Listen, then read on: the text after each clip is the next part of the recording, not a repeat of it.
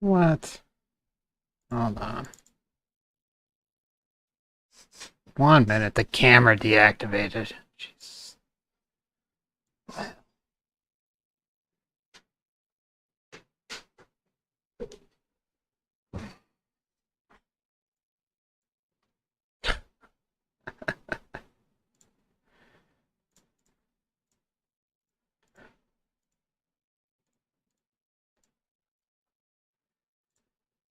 1 moment, guys. Excuse me. Okay, I think we're good. Hello, everybody. Welcome back to Forever Conscious Research Channel. Hope you're having a good evening. Good weekend so far. It's good to see you again. Tonight I want to start off this stream. You know, you never know where people's heads are at with certain things and, how they're doing for the day or maybe month, a year, how things are going. So when I cover something like this, I want to be as upfront as possible and say that if you're not in the best of moods, mental health wise, or even having thoughts of suicide, please don't listen.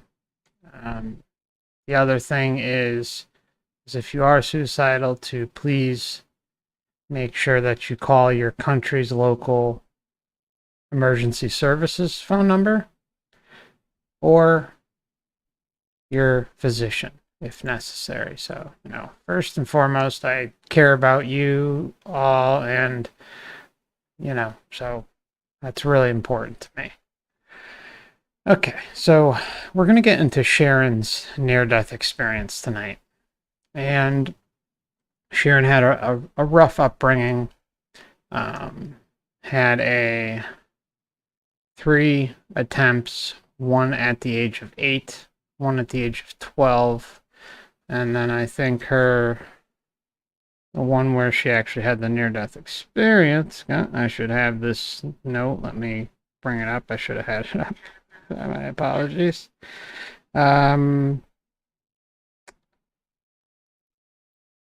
I don't have the age, but I think she mentions it. Sorry, I thought I had it noted. I have the ones from when she was a child, so that was 8 and 12. And the poor thing. She seems like a beautiful human being, and my heart goes out to her. But she also, seems better considering. Okay, she had a lot of health issues going into the near-death experience, and she was healed. She did come back. She was told that she was chosen before birth, and went through a healing experience during the near-death experience and came back healed, obviously. And I'll show a moment in the near-death experience where I've seen in other ones with people who come back healed. But she also dealt with an entity who had fire in his eyes and was controlling the show. She dropped to her knees and was seduced by the love bomb. So we've got to be upfront about what's going on, and also put this in the bucket of evidence to help further the Matrix reincarnation soul trap. So, yeah, you don't give consent. That's the bottom line. Yep. That's what Ms. Ellie says. I don't think it matters how one dies, but what happens when you die. Do not give consent. Yep. And I am going to put that up here, and we will get going. Just so you know, the NDE does start off a little... the video starts off a little slow. She doesn't really start saying much about her experience until about, I think, 10 or 15 minutes in, 10, 12 minutes in, something like that. But it builds a foundation for the, what she dealt with. And you got to ask yourself, if you're chosen, what kind of, it's not a very good life script that was given to her and agreed or consented to either. I mean, it's okay. Let's not get into it. I mean, let's get into it. Let's not. I don't want to keep droning. Okay. Hi, this is Aaron Peters, and we're talking with Sharon. And Sharon's been. You're currently an elder at Indian Métis Friendship Center. Yes. Right. And you wanted to talk about some pretty serious stuff. You wanted to talk about suicide. Yes, I want to talk about suicide. So Sharon told me her story, and it's a pretty heavy story. Sharon actually committed suicide, and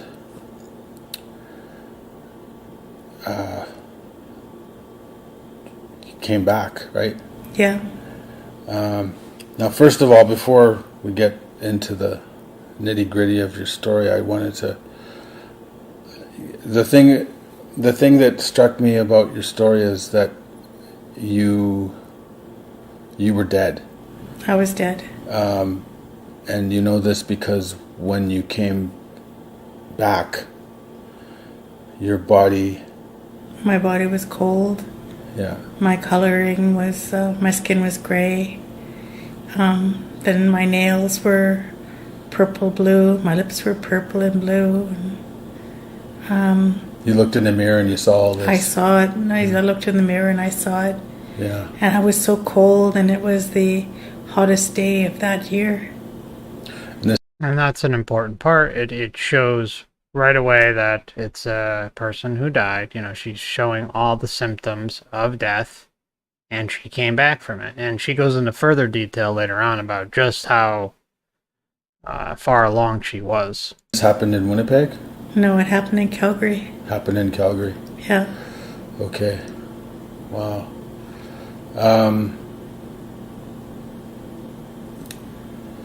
Do you want to talk about the man on the bridge, or do you want to go right into your story, because it takes a little bit of time? I'll start with the man on the bridge. Okay. So you were 8 years old. No, when I seen the man on the bridge, I was 3. You were 3 years old. I was 3 when I seen the man on the bridge. I had woken up, and I was used to having my grandparents around. And this was in Winnipeg, because That it was the in Salter Winnipeg. Bridge. Yes, it was Salter Bridge. Okay. And back in the days when they had The staircases. the staircases. Yeah. They don't have that anymore. They don't have it anymore now. Yeah, so we used to live on Henry Avenue, and my grandparents used to live right close by us. And I was used to having my grandfather around and my grandmother. And when I woke up I woke up around 3 o'clock. And the reason why I say that is because that's the time I wake up all the time, still today. And I looked around. Which is interesting. I mean, that's an hour to wake up where you're more prone to activity and receiving outside influence. That's the time I wake up all the time, still today. And I looked around for my grandparents and couldn't find them, so I left my house. My mom and dad were still sleeping. And I remembered them talking about moving across the bridge. Your grandparents moved from where they usually lived, which is where did they usually live? They used to live right across the street from us on Henry Avenue, just on the other side of the Salter Bridge, and then they moved over to where the developments are, on Stella Walk. And you went to go see them? And I went to go see him 3 o'clock in the morning. And why were you Was that a regular thing that you did? Yeah, I was used to being up with my grandparents at that time, especially my grandfather. He was up every day at 3 o'clock, and we'd have breakfast, and then everybody else would be asleep, and he'd tell me stories. So I was used to being up with my grandpa, and he wasn't around. So I went looking for him. That's the reason why I ended up on the bridge. And when I was going up the side of the bridge and the stairways, I come across this man sitting there. And he was tying a belt onto the staircases. And he was referring to me as a little angel, and he says, "Look here, little angel," he says, you're not gonna help me tonight." He says, "I don't want anybody to help me." He says, "So you be on your way," he says, "and you make sure you don't look back." So I didn't know what he was talking about, so I just started to walk over the bridge, and I can hear the metal, the pulling on the metal and that, and then something dangling, but I didn't look back like he told me to. I just kept going, and You remember the sound of that? I remember the sound of that distinctly. Yeah. There she does. Yeah. And I remember when I got to my grandparents' place, and I told my grandfather about what had happened. Of course, my grandfather had to check it out first, and when he got back, he made a phone call. Yeah. But I didn't know back then that was my first experience with somebody committing suicide. Not until I got older and I started to understand what suicide really was all about. So, you can see how, at a very young age, she's already running into darkness. And where she goes with this, you can't help but ask, this was some sort of scripted, laid out plan that stuck with her and was there by design. You've had a lot of, well, we're Native people, so Yeah. we've had a lot of experience with people who have committed suicide in our circles. Mm-hmm.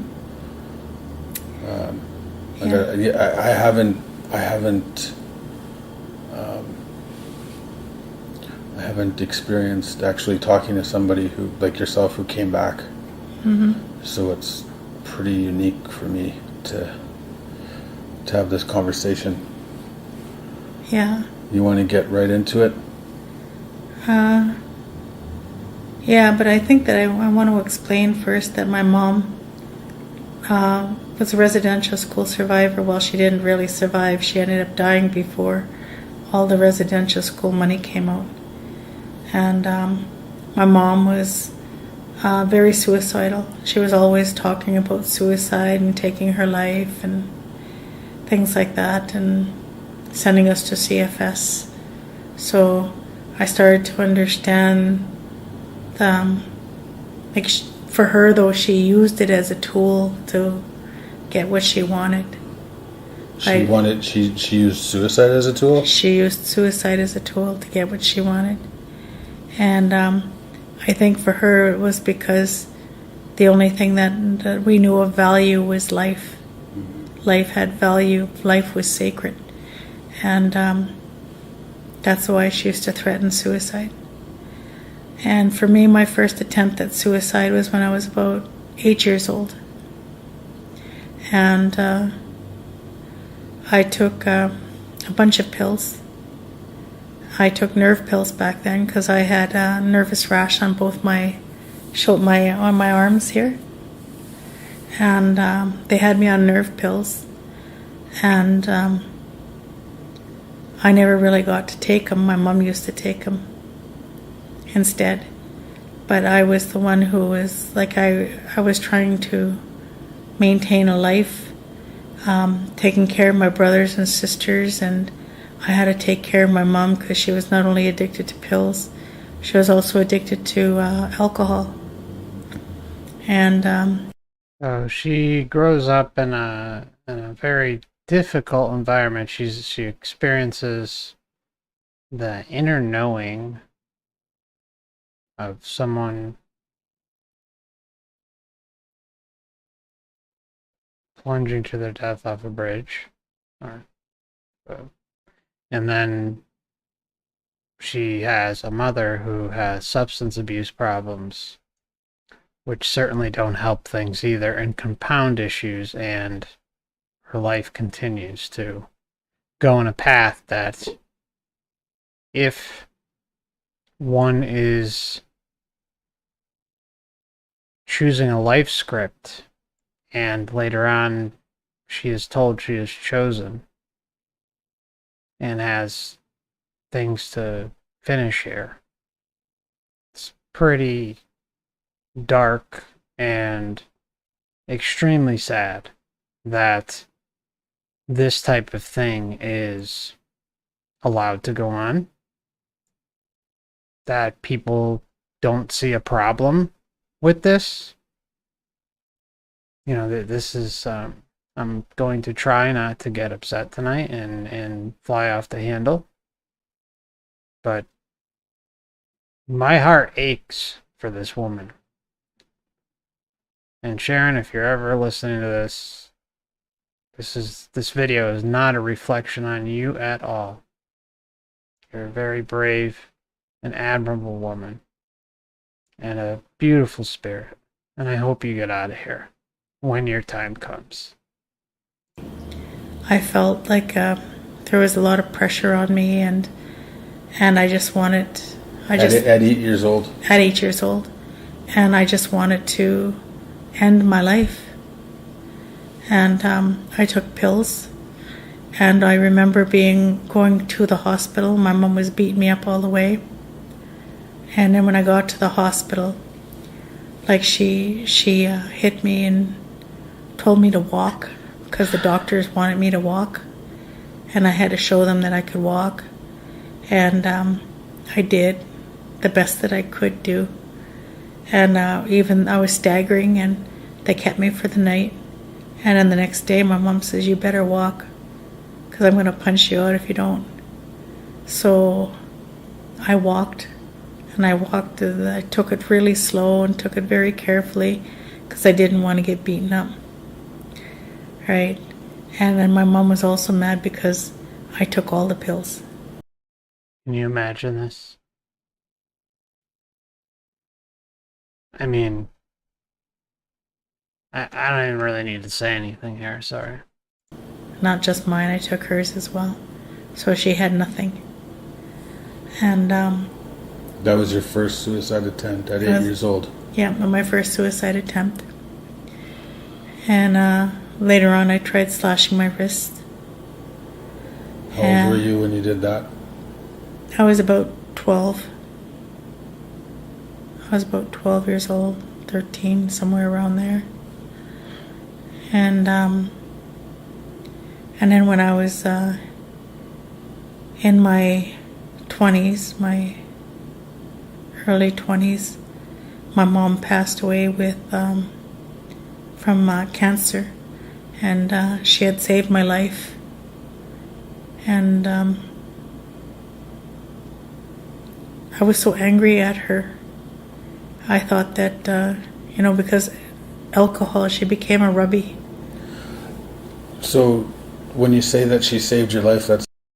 You know what a rubby is? I looked it up, and I assumed I knew what it was, but it's someone who drinks rubbing alcohol as their source of drinking. It's because of the accident, right?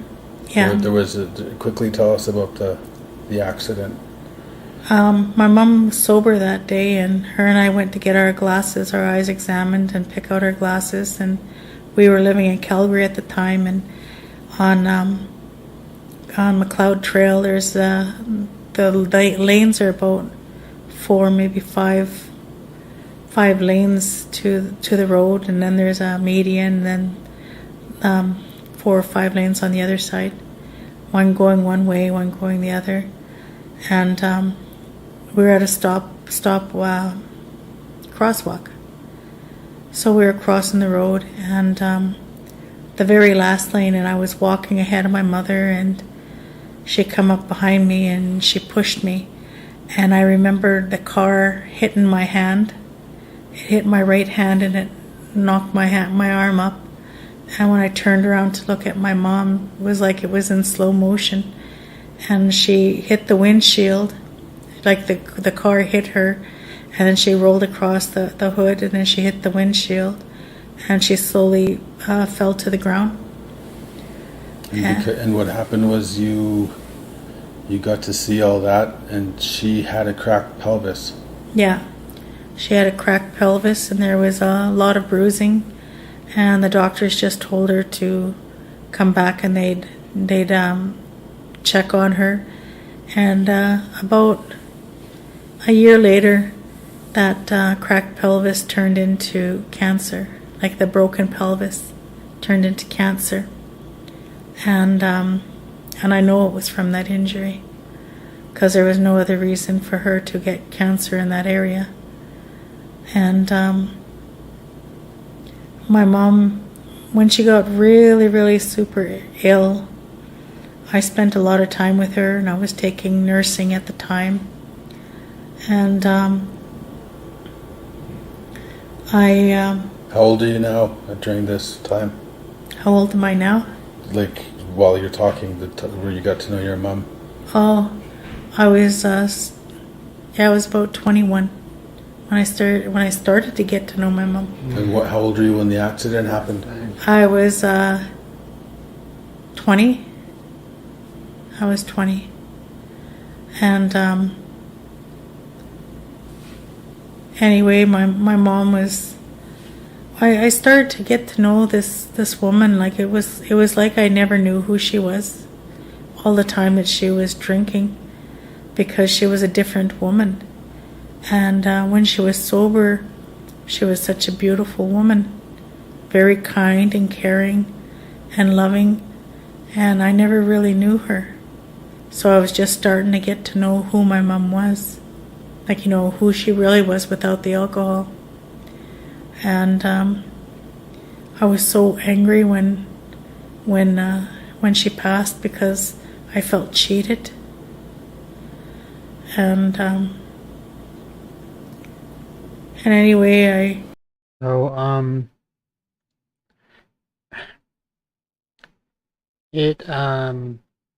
this is something I've seen before, where you have a family member who person grows up with, and they finally get like a diagnosis that is really difficult and terminal, and they try to turn their life around in that last moment, and it doesn't really pan out, and the haze subsides, and the real parent or person in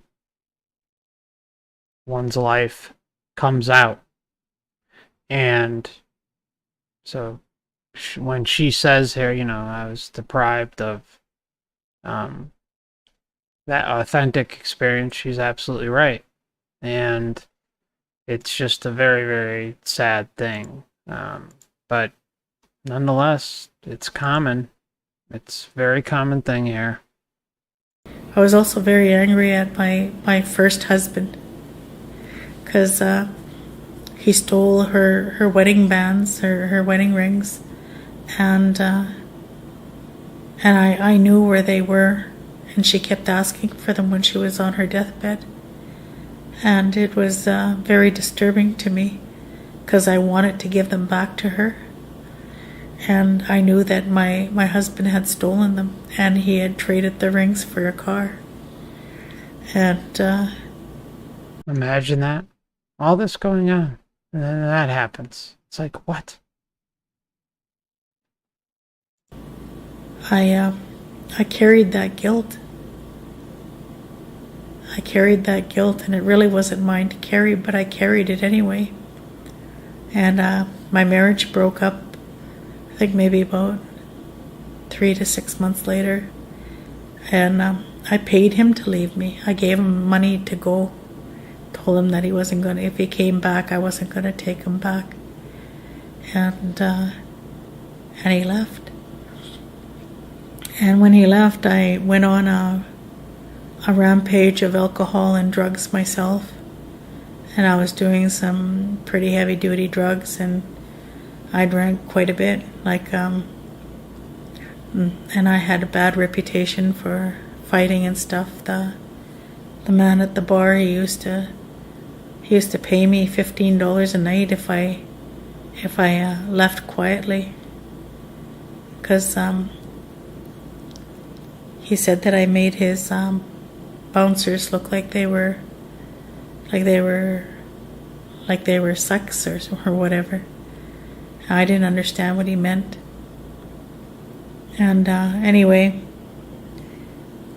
I got to a point in my life where I just wanted to give up. I was in so much despair, and felt my children would be better off without me as well. They'd have a better life without me, because I didn't really have too much of a life to offer. And anyway, I just wanted to give up, and I had cancer myself.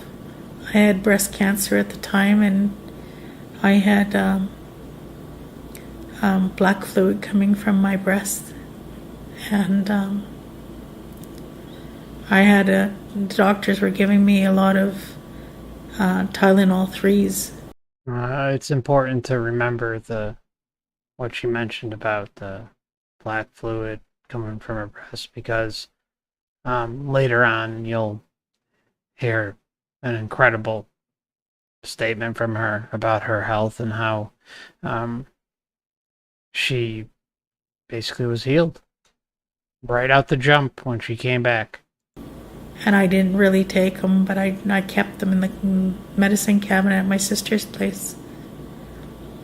Now, when I finally decided that I wanted to die, I had this plan already in my head, and I went out and I got myself a Mickey of whiskey, and I went inside the bathroom and started swallowing the pills. And there must have been about 90 of those Tylenol 3s, because I had a lot of those bottles. I had about 3 different bottles, and I swallowed all of them. I think maybe I might have dropped a couple down the sink, but I basically swallowed all of them. And I knew I was already starting to feel it, and I just started to drink the whiskey and went and sat down, made myself comfortable on the couch, and laid down and was ready to die. And when I first shut my eyes, I remember feeling that pain in my heart, that loneliness or despair, and that loss, that grief. But it was even worse, because I was first in this place where I can hear my brothers and sisters talking about me and saying, like, why was she so selfish? Why did she do that? And didn't she ever think about us? And then I was just like, I can feel it tearing at my heart. And the more that I heard from my family members, the worse it felt. And these are voices that you heard? These were voices that I was hearing. And what were you seeing as you were? And at first I just seen, at first it was just dark, And then I was told I can hear this other voice, and it said, turn around. And I turned around, and I can see that very small speck of light. Okay, so we're at a common juncture here where she sees the speck of light in the distance, but that's what's the attraction. Now, what's interesting is what you'll hear next. Way off in the distance. And I started walking towards it because I was told, now go to that light. Because I was told, now go to that light. So this is something she was aware of. She knew that that's what she's supposed to do. And what I find interesting about this scenario with her is like, normally, well, not normally, but oftentimes with suicidal attempts, they will be dealing with a lot of stuff, a lot of weirdness, a lot of uncomfortable situations, and I just think it's really interesting that she has the knowledge in advance about the light, sadly, but she knows, so she immediately sees it and knows to. So I started walking towards that light, and I remember seeing the colors, different colors passing me by. And as I got closer to that light started getting bigger and bigger and bigger. And finally, it was just big enough for me to get in. It wasn't like a great big huge door. It was just big enough for me to get through. So I walked inside that light. But as I was going towards that light, I could hear that voice telling me, everybody has got a certain time on the earth. Everybody's given a certain time. So immediately, she's getting a message transferred to her saying, ooh, hold it up, hold up. And you would feel that pain, that suffering. So now she's being guilt tripped, saying, this is a really tough one for me to do. But yeah. That you had inflicted upon others until. See, they're putting the guilt trip out there. But regardless, she's going to the wrong location anyways, but the point is something else is telling her. Something else is telling her, directing her, and she's listening. Until your time was either up or they forgave you. Oh, or they forgave you. It's interesting. That pain, that suffering that you had inflicted upon others until your time was either up or they forgave you. Your time was up or they forgave you.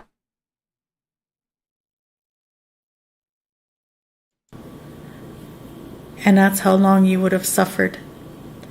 But because you were chosen before you were born to do something. She was chosen before she was born to do something.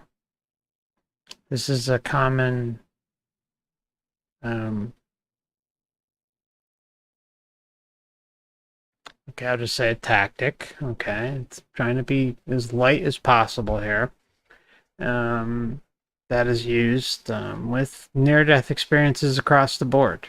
It's not unique to her, but it's something we see where, you know, someone is told they have a mission, they have unfinished business, they were chosen to do something and they have to fulfill it and ride it out, and their time is not now and you have to go back. It's all very common stuff we've seen over and over. And that's how long you would have suffered. But because you were chosen before you were born to do something. Right. and no one else can do it but you. No one else can do it but you. That's a really big burden and hook. And that's the reason why you're being given this chance. And then I walked inside the light and I dropped to my knees because I can feel that overwhelming sensation of love. It was just so beautiful. I never felt it. And I began to cry. It was so beautiful. I never experienced that kind of love in my lifetime. And anyway, So you hear her say that she's never experienced love like that during her lifetime. And that's common. I mean, that's another commonality, another data point to throw out there. It's the most love that someone has ever experienced. The love experienced with the light cannot be compared to any love experienced on Earth. And again, I always say this because it's really, really important to drive it home with this point that I've heard time and time again mothers say that the love is even more powerful than the birth of their own children. I've heard even some say 10 times, 100 times, 1,000 times, undescribable amount of love that cannot be compared to the love received there to here. And they chalk it up with the birth of their child or the day of their marriage, or, I mean, it doesn't male or female, but it's just interesting when, females say it because they're the ones conceiving the child. And, I mean, it's just not like the father doesn't, love the child, but it's just, it's the pinnacle of a loving moment in a woman's lifetime. I can't think of probably any other moment with the exception of marriage. But even then, I think bringing life into this world as a mother has to be the tip of the iceberg of love. Seen a man standing there, and that man didn't have just one color of skin. Skin kept changing, all different colors. And when I looked into his eyes, he was like I could see fire in his eyes. Okay, so the man's skin is changing colors, and he's got fire in his eyes. Let's rewind it. And that man didn't have just one color of skin. Skin kept changing, all different colors. And when I looked into his eyes, he was like I could see fire. Now, the reason I'm rewinding this and pausing it and rewinding it again is the changing of skin, the changing of colors, kind of something I've picked up on over the years is particularly with people who claim they are healed. They'll experience this color changing thing. Sometimes it'll be with an entity. Sometimes it'll be situational with something. But I feel that there's something there with the color changing experience. Not in every near-death experience, but I'm trying to zone in specifically on people who come back healed, and she is one of those. Okay, so it's just something to take away. I am not by any means saying, put it in the books as one of the biggest pattern recognition moments of this channel. No, I'm just saying it's something to be on the lookout for when you're doing your own research into this stuff in healing moments with people who come back and claim that they are healed and go through something. So just putting it out there. In his eyes. There's nothing else I could see of him. And I can hear the water behind him. I knew that there was a lake because I can hear that water. And I can hear the children playing and dogs barking. They were happy. You can hear the happiness, eh? And the older people, I can hear them joking around and laughing as well. And I could have swore I recognized some of those voices. Boom. There you go. Okay, so you have, the running water. Now, garden scenes are often common. Running water, lakes, river streams with meadows are common in near-death experiences. It's you're not going to see it in everyone, but I'm just saying that is a pattern recognition point to put in the books. And she's experiencing running water, and she is experiencing an entity interaction that is quite literally healing her, and changes skin color, and has fiery red eyes, and she also hears voices in the distance that she recognizes. So I'm just going to rewind that segment again because this is a really important transition point in her story. His eyes, the sea of him, and I can hear the water behind him. I knew that there was a lake because I can hear that water. And I can hear the children playing and dogs barking. They were happy. You can hear the happiness, eh? And the older people, I can hear them joking around and laughing as well. And I could have swore I recognized some of those voices of people that I knew that had passed. And that man started to talk, and he said, yes, you were chosen before you were born to do a job in the world that nobody else can do. And because of that, and the fact that you made a promise to God, the Great Spirit. You made a promise. That's consent. See the consent coming out? You made a promise to God, or this entity that was pawning itself off as God. Very important moment again. I mean, this is really we're zoning in on the real meat of this near-death experience, where there's a lot coming out. It doesn't last too long, but the information that she shares in these moments are really, really crucial, and just excellent examples for the soul trap. Yes, you were chosen before you were born to do a job in the world that nobody else can do. And because of that, and the fact that you made a promise to God, the Great Spirit, the Creator of all things, because you made that promise, you have to fulfill it before you can come back here. And you have to go back. And when he said I had to go back, I grabbed hold of his legs. You have to go back, and I grabbed his legs. I've seen a number of near-death experiences where a person is kneeling.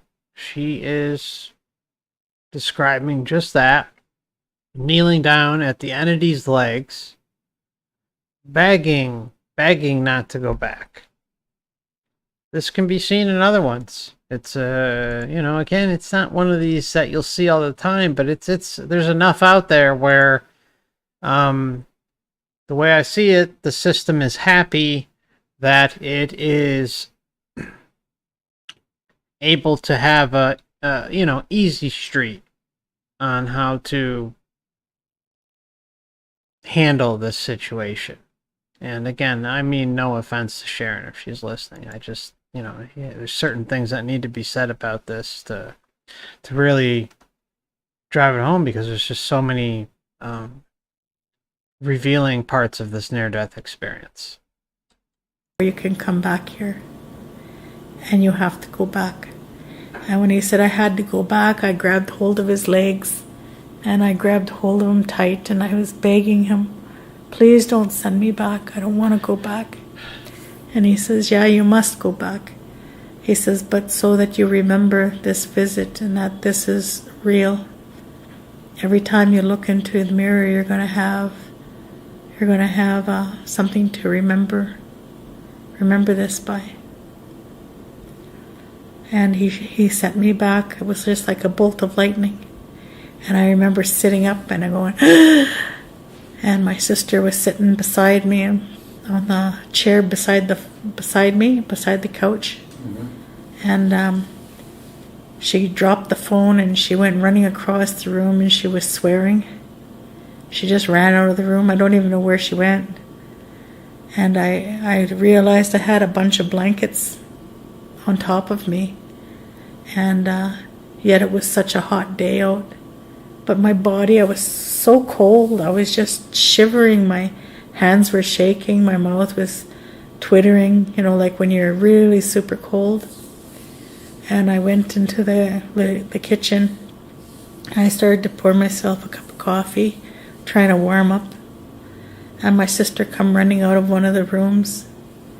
And she grabbed the knife that was on the counter, and she grabbed it and she went, ooh, about this far away from my heart. She says, you ever want to do something like that again? She says, you just let me know and I'll do it for you. She says, you don't know what you put me through.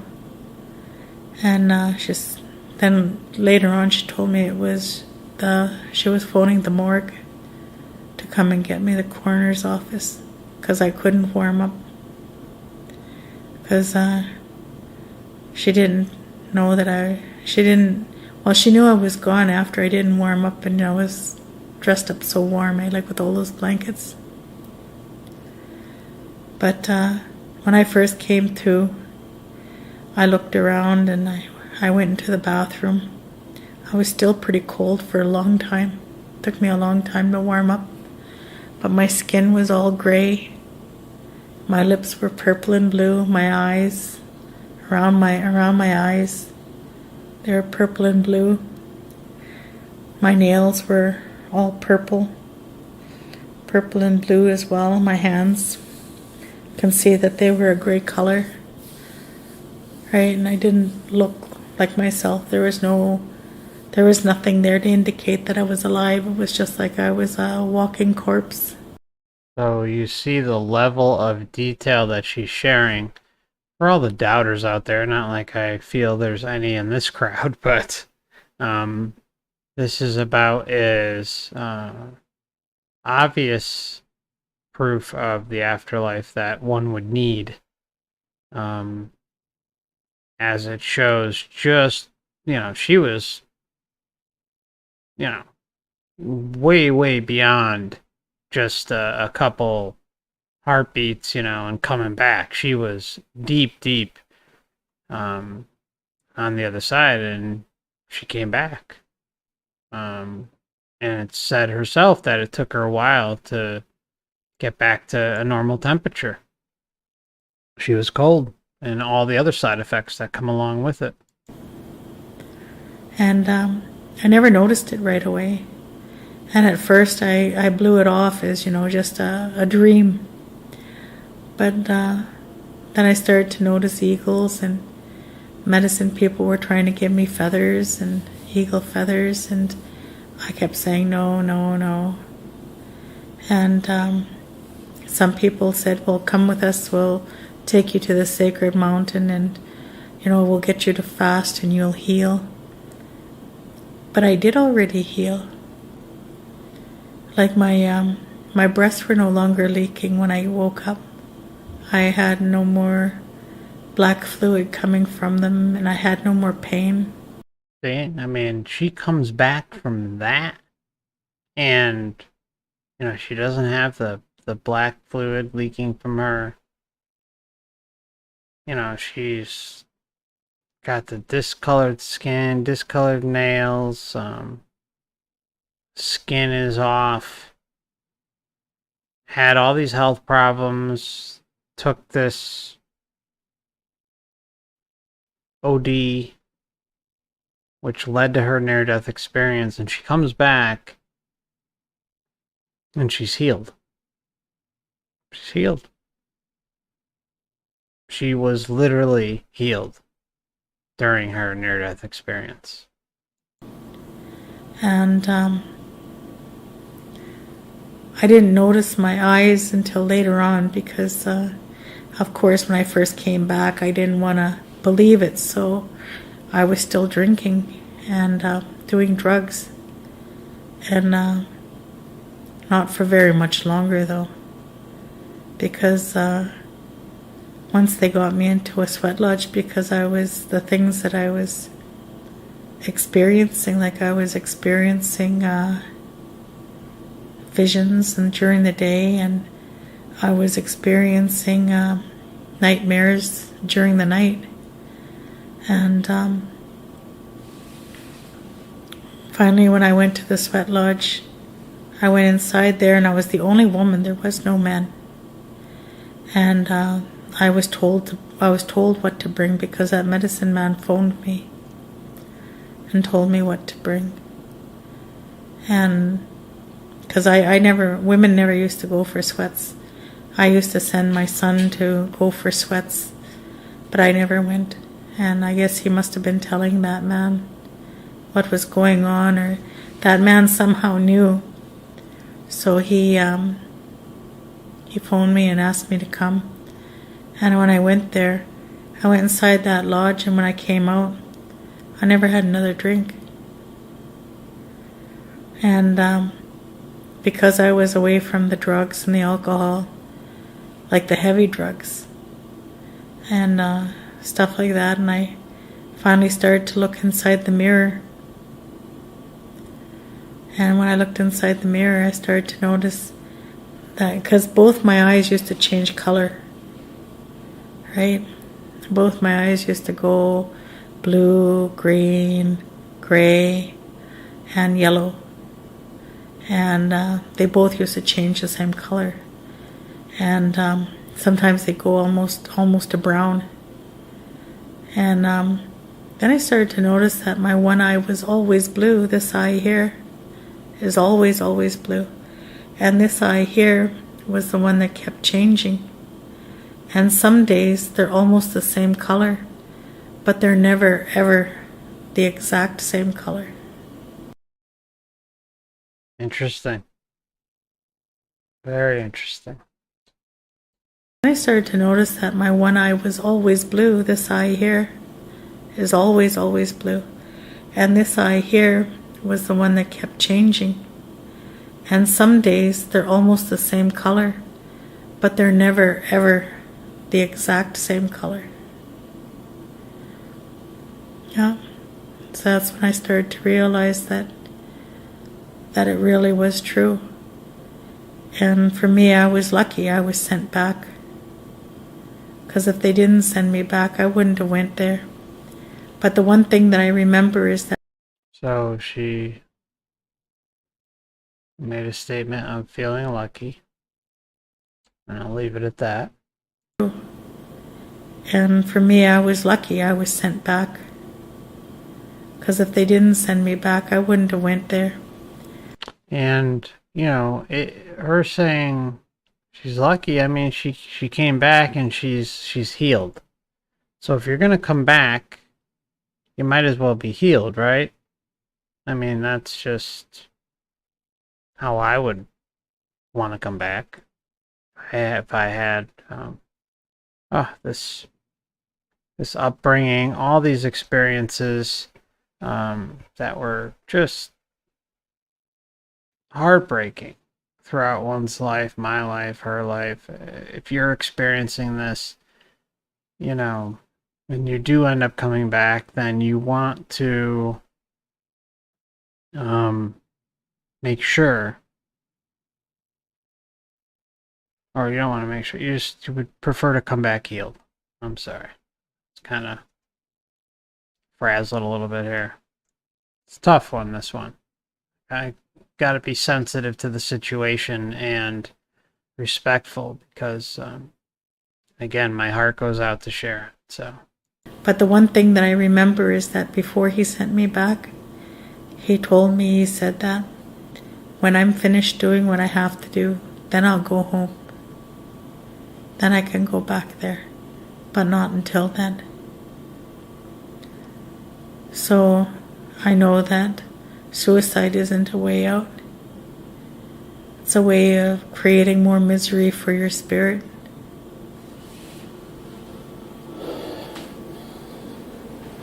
Tell us again what he said about feeling that pain over, like.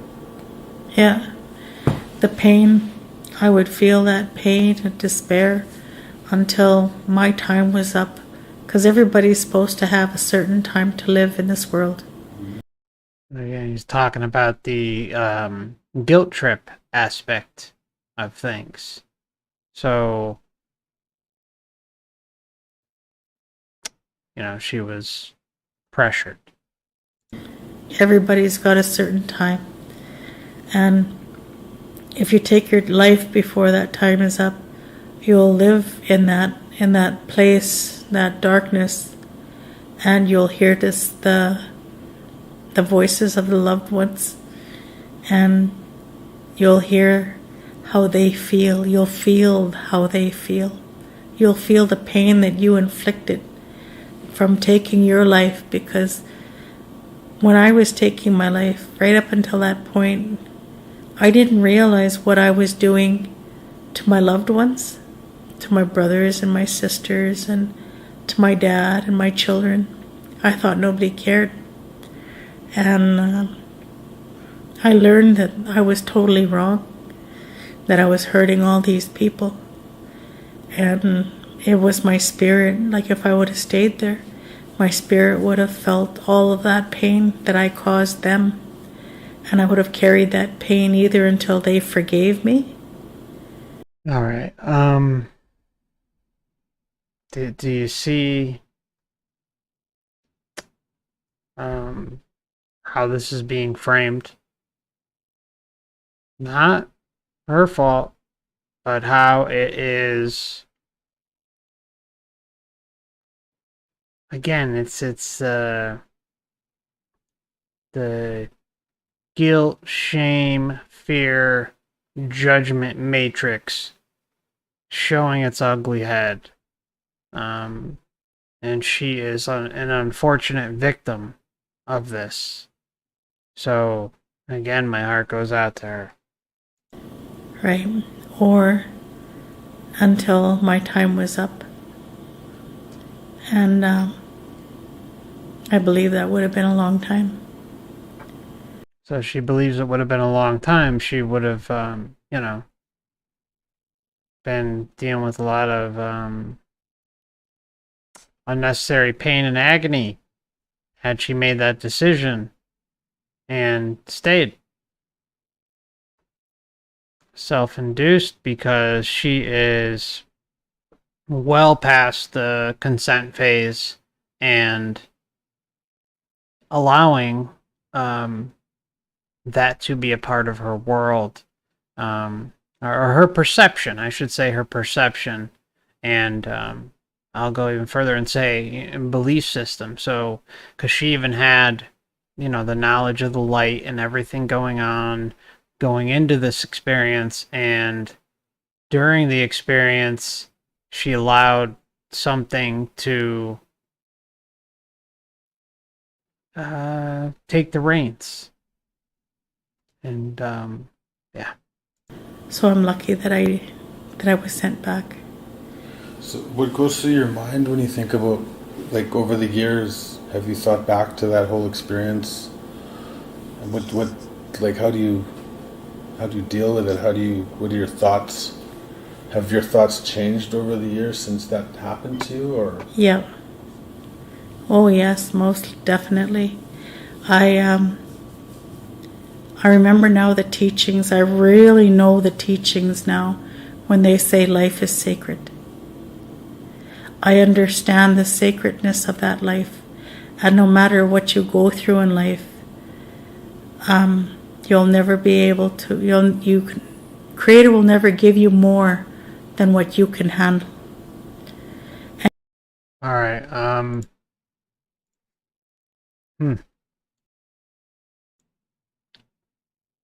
We've heard her testimony, right? It seems more than evident that she was given more than she can handle. And unfortunately, went through absolute misery, this poor woman. And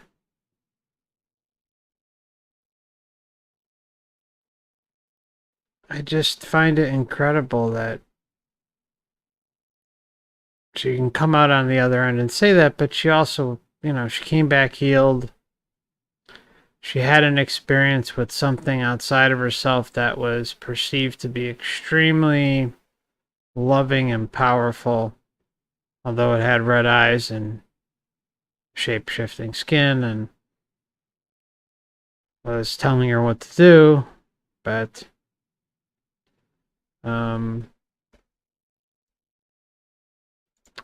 the creator, the false creator that she is dealing with, gave her much more than she can handle, and she was dealt a very, very difficult and unfair life script, and she deserves better. And I hope that she gets, when her natural death comes, that she gets out of here and remains a sovereign and liberated being when her time comes naturally. Because I'm not going to go down the road of, what she did and talk about that publicly. There has to be certain lines drawn in the sand for everybody's protection, and I don't endorse or think going out like that is the way to go. I think you need to figure out your path and work on your exit for how it goes naturally. Now, obviously, if we perhaps talked outside of YouTube, I would say that, you have your life to live. I have my life to live. But I think most of our lives while we're here, as when we are in the know about the soul trap, should be a continual process of adding knowledge within us and working for when our time does come. Because even though I know that consent is the whole ball game, I'd still like some time to fine-tune my exit plan. And that's the main reason why I haven't put out the video on how to exit the Matrix Reincarnation Soul Trap. It's not that it's really... It's easy, like what I plan to do, but at the same time, I am literally going to... When I put it out, I'm going to lay out every single point on my plan. And there have been people that said, "Oh, well, you're putting too much out there," and blah blah.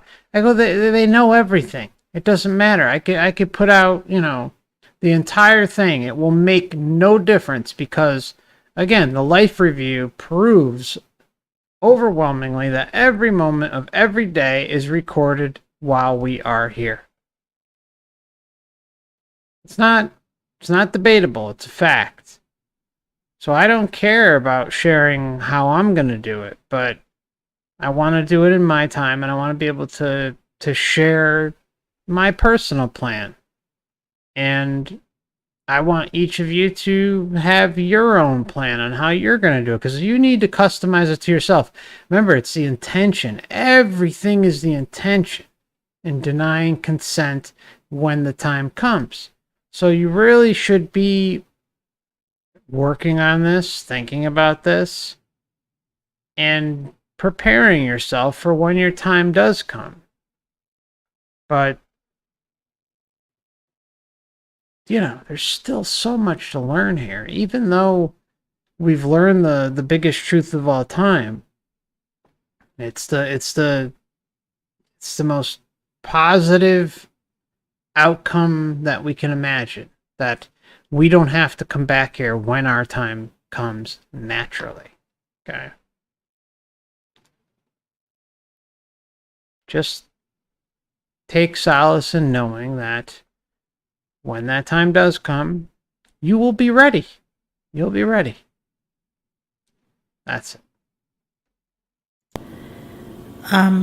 You'll never be able to. Creator will never give you more than what you can handle, and you can always handle it by finding somebody to talk to. If it's not a human, you can go out in the bush. You can talk to animals. I do a lot of that because I have a problem with trusting people. So I've learned how to deal with that in other ways. Sometimes I go to the sweat lodge and I talk directly to Creator and grandfathers, or I find somebody that I can trust, and they're very few and far between. Like I said, I have a trust issue. Me too. But a dog will never tell nobody. A cat will never tell nobody. The trees, they'll whisper in the winds, but they'll never tell you, never tell what you're telling them. And I find a way of letting it go. And then one thing that I've learned is that I can always find a way out of it. There's never a reason to actually take your life.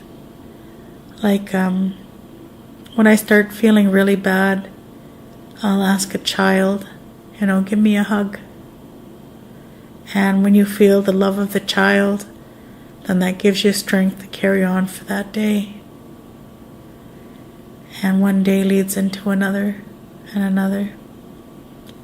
And sometimes when I make a mistake and I get myself into a place where I want to commit suicide, or you feel like that, what I do is I ask not only for forgiveness, but I also ask that I'll be given the strength to forgive myself, because we're the hardest ones on ourselves. Yeah. And I learned that one from an elder. But life is so sacred. We take it for granted. The feelings of despair, I think, is something that... Orphan Red, is she? She admits she would get drunk, high, and beat people up at bars and beat up the bouncers. Did you happen to hear what the hell she went through and all of the ridiculous, horrible experiences she had growing up? Did you happen to miss that part? I'm not saying, oh, we should be supporting things like that, but there has to also be some compassion and empathy for how one gets to that point. So, let's chill with that. Everybody can relate to at some point. Yeah. I know that I've felt that in my life too. When you said that you don't feel like we talked before about this, and you said that you felt like people would be better off without you. Yeah. right? Like things would be better for them. Yeah. And I remember feeling that myself. And it's a really dark place to be. But that's a real place for a lot of people, where they really are convinced that their kids and their spouse and their family members will be better off if they weren't around. Like they're convinced of that. Mm-hmm. It's a real place. Yeah, it is. It's a real human place to be. I don't like all the suicides that are happening, and I just hope that by us talking like this, I hope that people can share this little film, and maybe sit down with their friends and family and watch it too, and maybe get some insight on what is real. I think here in America, it's the same thing with the Native Americans or yes, I'm not even gonna go down that road, but the history that's been skewed. But the point is it's a very, very big issue here in America. Suicides and alcoholism within Native American reservations, and that's because they have been infiltrated by the government, and that's been going on for a long, long time. And they were given some of the worst plots of land in the country, treated awful, and just like other communities within America, when you introduce certain things like alcohol and drugs and poverty and despair, loss of hope, it has a cascade effect, an intergenerational effect that can't be minimized or just, thrown away as if it was nothing, because it has a tremendous impact, not just in the community, but among the family. And it just carries on and on and on. And it goes back to some of the things we talked about in the past, guys, with, the early childhood development, and how that is such an important part of fixing some of this. It's not going to change the world, but what it's going to do is it's going to change the important world within your vector, within your surroundings. Those are the things that we can fix and help right now. So, make of it what you will. We can do some small changes. Now, are we going to, change this entire realm and stop all the crazy shit that's going on? No, we're not. But the point is from if you have a child, or if you have a child in your family, it's important that from, birth to age 6 or 7, you are trying to direct them, and you're trying to show them a path in the right direction that is beneficial to them, positive, where you are helping them think critically, asking questions about anything and everything. And in turn, you get you're getting a better, you're giving a better existence to that child. And that's about the best thing you can hope for.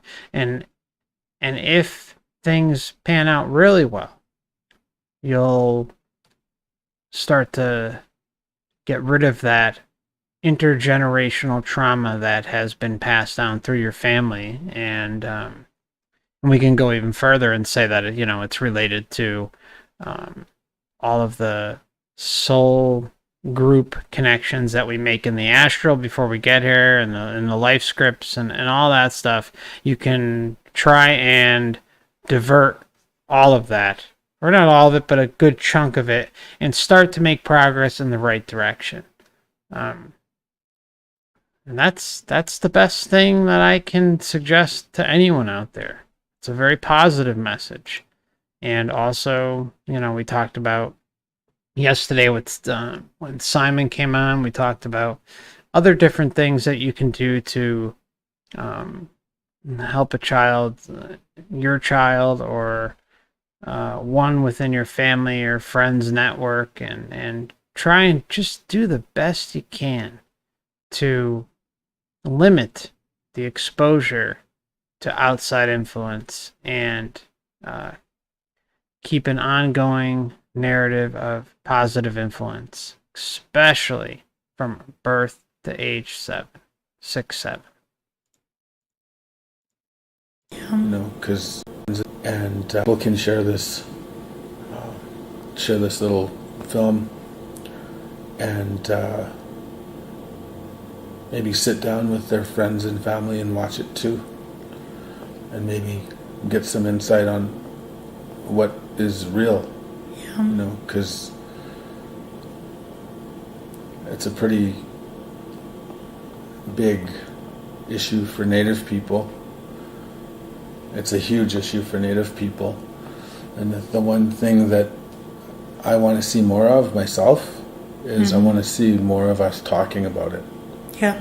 Because we don't talk about it. No, we don't. And we need to. We need each other.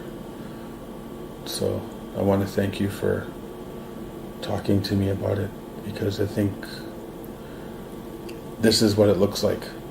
And we need to show the rest of the people that this is how you talk about suicide. Yeah. You share, you talk, you say what you need to say. Yeah. And I'd like to see that too. And I know that from being in my own community, because I'm from the Broken Head Ojibwe Nation, and when somebody commits suicide, we put the youth on a suicide watch, because if one does it, then there's usually a chain that goes on. And we don't want to lose the ones that we love. Like we may make mistakes in life. Nobody's perfect. But we don't want to watch our loved ones die. A parent, when they look at their child, no matter how old their child gets or whatever it is that they do in life, they're always going to be a baby in the eyes of their parents. And nobody wants to lose the ones that they love. I was one of the lucky ones, but I don't believe that they're going to keep sending everybody back. And, and I'd like to add that they'll send anyone back that will agree. And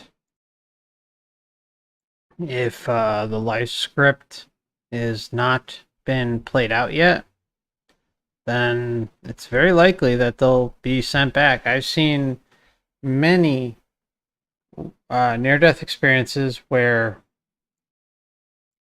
the person takes a huge overdose of something, and this is a we're talking about doses where they should not be coming back, but they do. They somehow squeak it out and come back. I've heard it enough where again, if the life script doesn't call for it at that moment, and there is a consenting agreement made between an entity or entities or anything that is, or a desire to come back, then that's the way it will play out. It's a really interesting aspect of these things because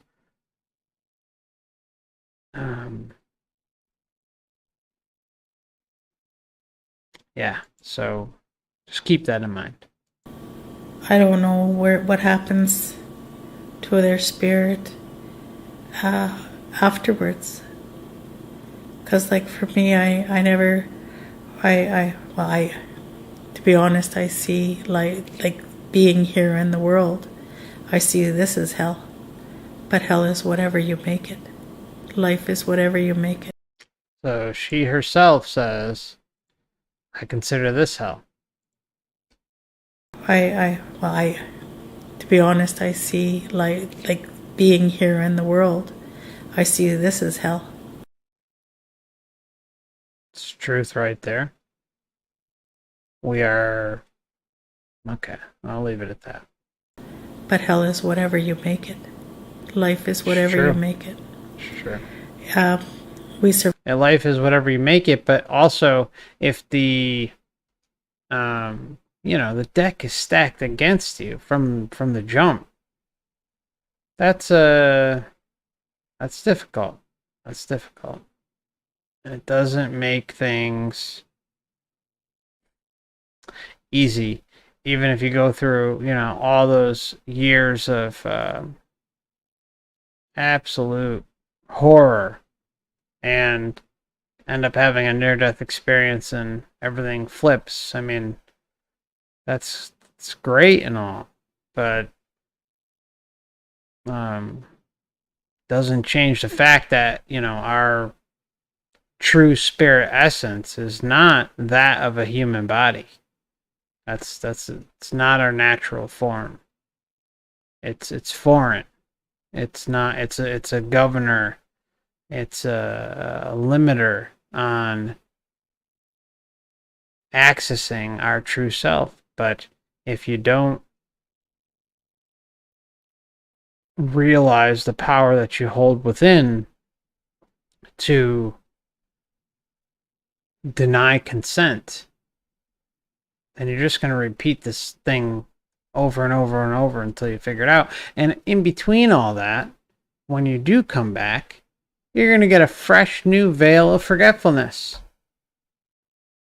You're going to come here, you're not going to have any recollection of who you are, where you came from, or why you are here.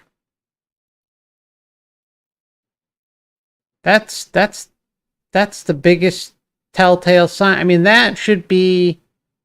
I talk to people about that, in just random comment sections, and I say, oh, well, what about the veil of forgetfulness? And I'll get all these excuses, loads of excuses. People just, Stockholm Syndrome on steroids. People just excusing it away as if, oh, it's normal. It's normal, no big deal. Well, if we didn't have access, if we had access to all the things we did in previous lives, well, we would, we'd lose our minds. That's the most common response I get when I'm talking to people. It blows my mind. It's not, no, forget about the, how that it's the most unfair advantage possible that you can receive when coming here. That just flies out the window. No. If you remembered all the things you did in the past, or had recollection of how you're supposed to spiritually evolve and ascend here, then you'd lose your mind. That is the canned response. I swear, I wish I could capture how many times I've seen that, because it's absurd. So yeah, well, we got maybe another, we got like 2 more minutes in this, and then we'll talk a little bit further after this. So let's finish this up.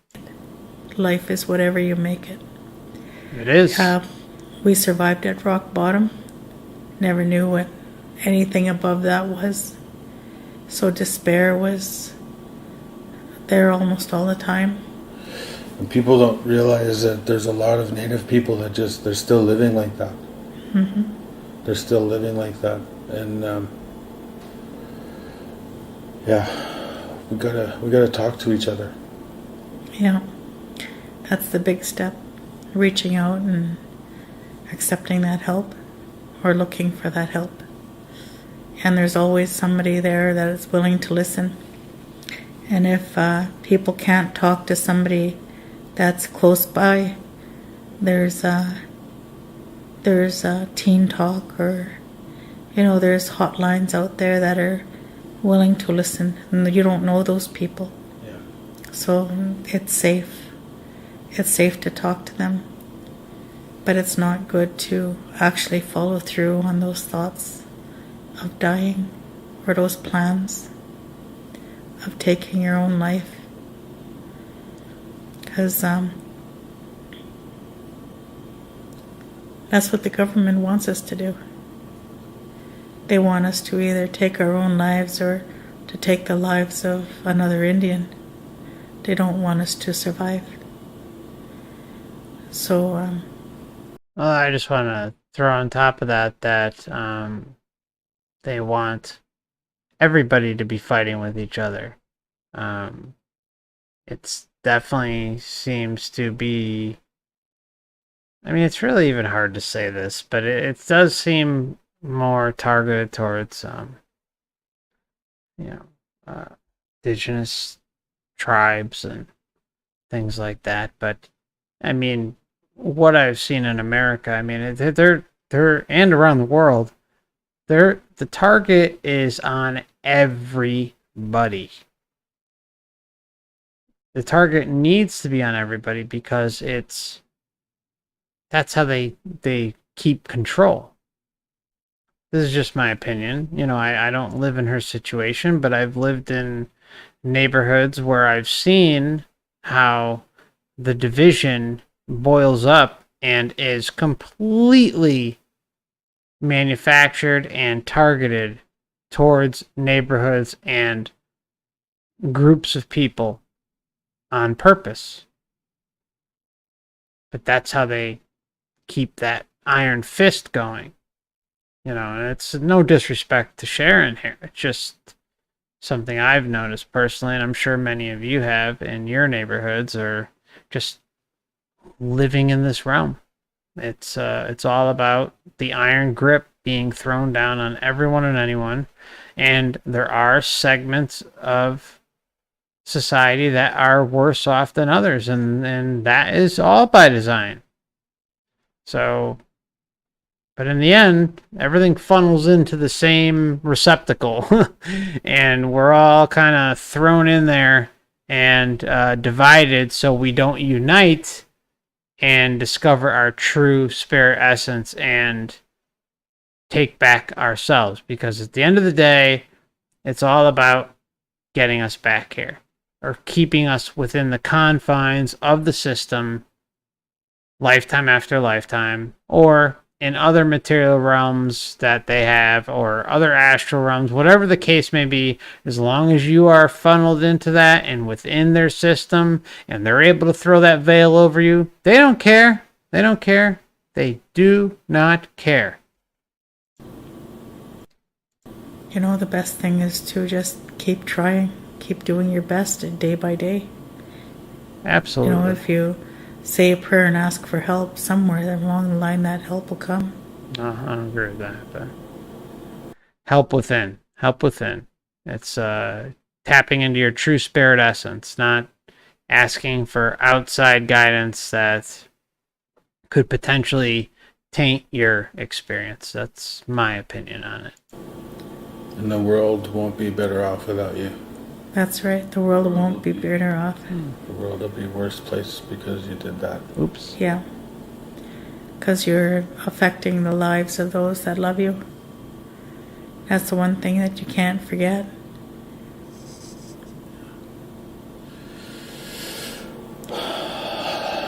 Thanks for talking. Okay, thank you. Thanks for listening. And thank you for sharing. So, Yeah, that was yeah, just I want to thank Aaron Peters for sharing that video. He did a great job and connecting with Sharon. I know in his description, I think he said he knew Sharon since 2012.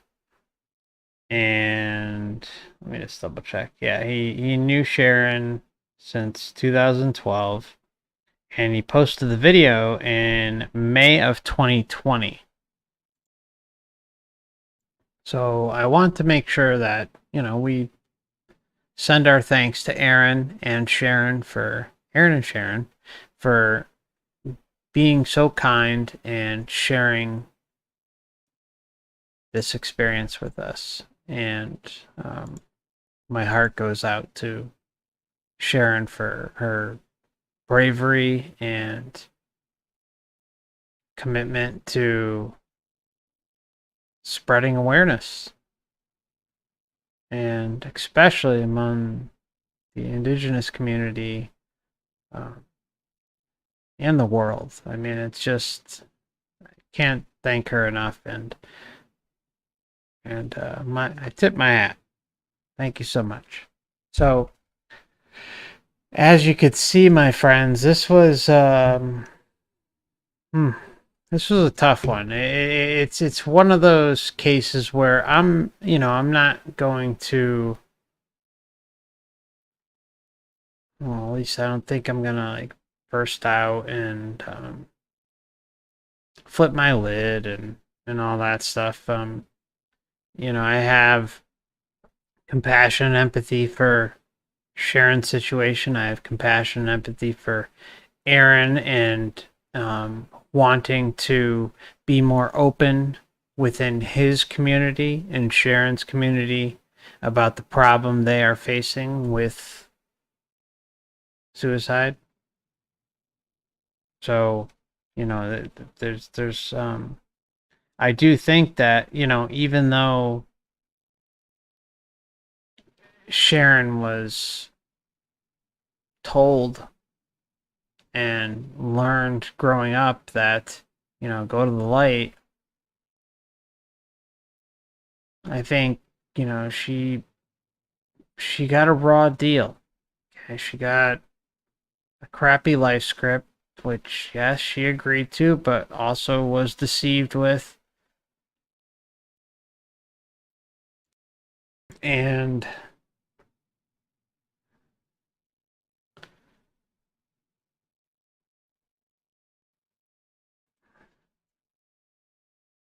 was also told in the process again about going to the light, and that was the answer. And I think with her experience and having that knowledge already embedded in her throughout her life, that really sticks out for me. It shows me that that narrative has been passed down in her community, just like it's in ours, whether it's through media or it doesn't, you pick it. However, there's light at the end of the tunnel. I mean, that's how often I think probably everybody on earth has heard that. I don't care where you live. I'm sure everybody's heard that. There's a reason why that is so prevalent in our realm. There's a reason why the moon is in the sky every day, too. There's a reason why the sun is in the sky every day. Because you have the white light, you have the golden light. Two sides of the same coin. So, I really just wish we can catapult this knowledge out more. I really do. It just,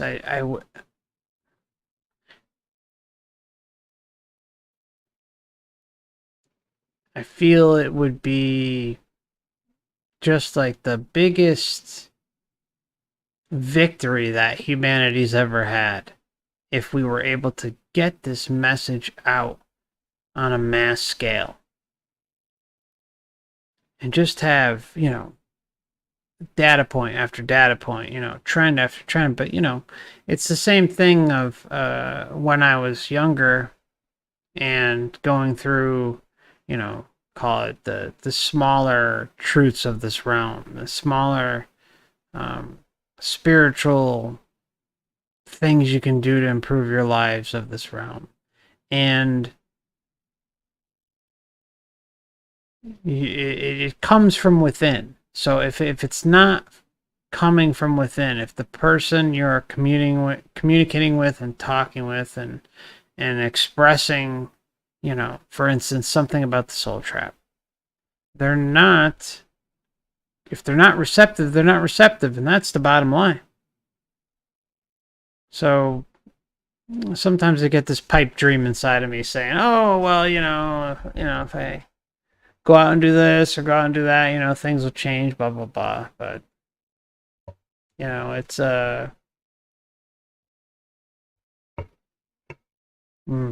it would be great to be able to get some sort of big ironclad type narrative that can express this on a mass scale to humanity. That's really my dream. I mean, I've had all sorts of crazy thoughts in my head. It's like, and I'll share them with you. I've kind of kept these ones quiet, but, I have these dreams once in a while about how we could, have all these, we, in history, we have all these, these big tablets, with information on them, and they're discovered in a cave, regardless of how you feel about those types of things.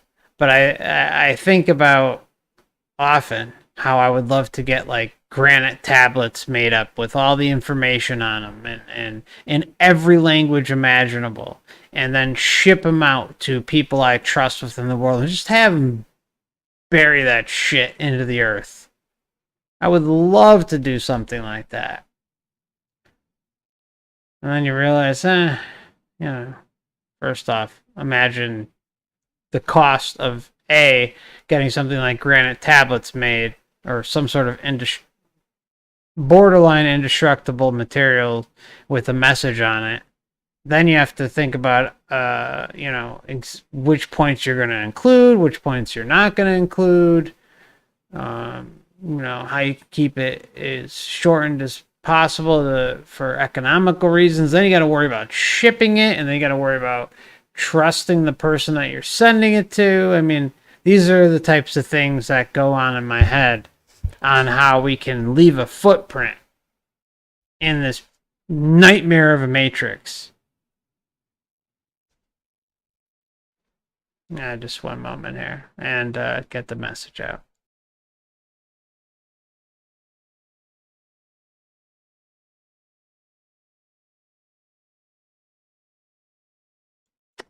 Sorry, my ears are ringing. Just one moment.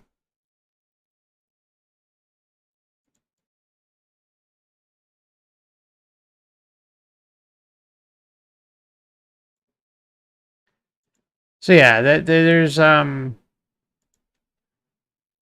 just things like that I would love to do.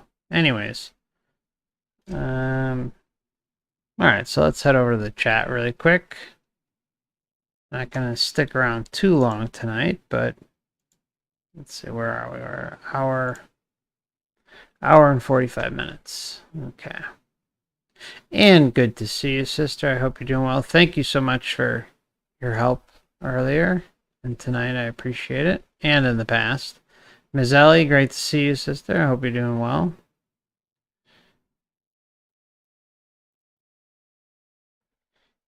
Katie Cat, thank you kindly. Great to see you. Dave Larson, thank you. great to see you. Welcome, my friend. T, great to see you as well. Thank you both for being members of the Last Timers Club. And if anyone wants to join, feel free to check out the pinned comment or by clicking the join button and seeing the perks offered with the Last Timers Club. We do have a members only stream coming up. I believe we're going to do it on the 14th, just so you guys know. So I just want to throw that out there.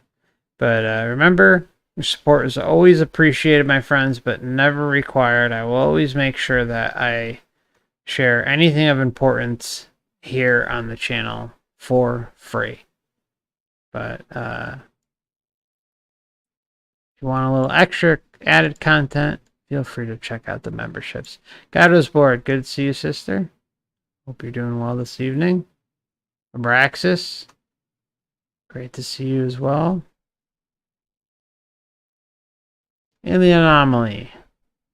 That was a very nice comment you made earlier when I was preparing the stream. Thank you.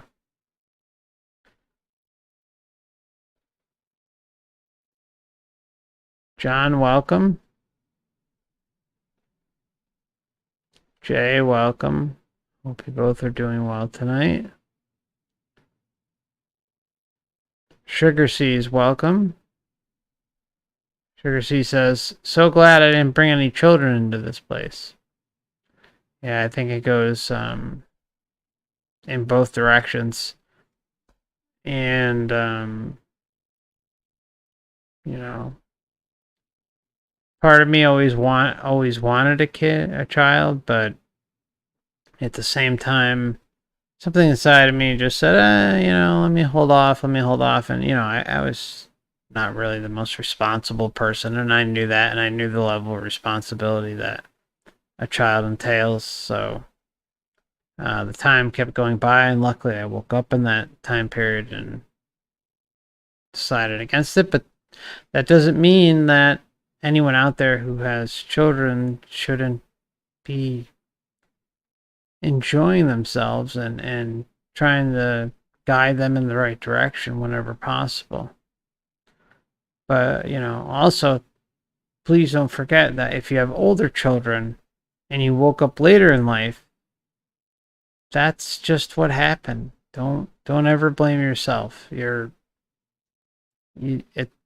thing is at the time, you did what was right in that moment. And you can't blame yourself. And just, and for the parents out there, just keep that screen time at a minimum, if not completely eradicate it. That's just my suggestion. So,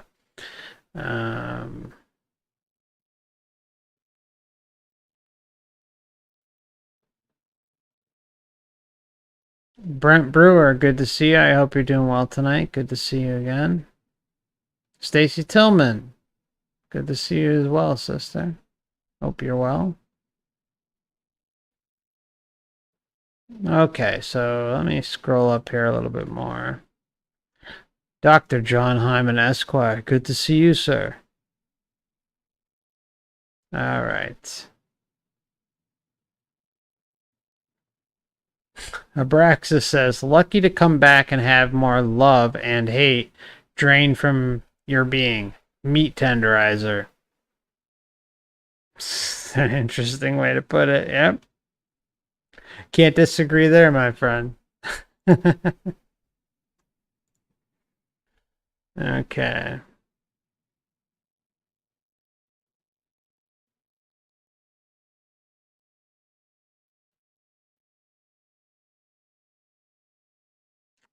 Okay.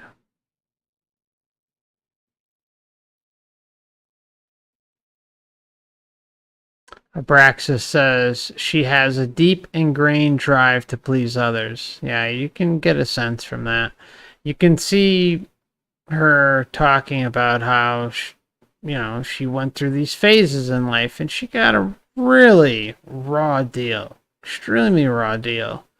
in life, and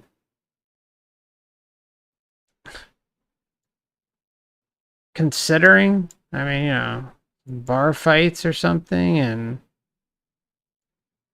that's really, I don't know, where I come from. I'm not endorsing it, obviously, but where I come from, that's that's like a drop in the bucket compared to some of the things you'd run across in life. But again, it's not like you endorse that type of behavior, but it's all about having compassion and empathy at the end of the day for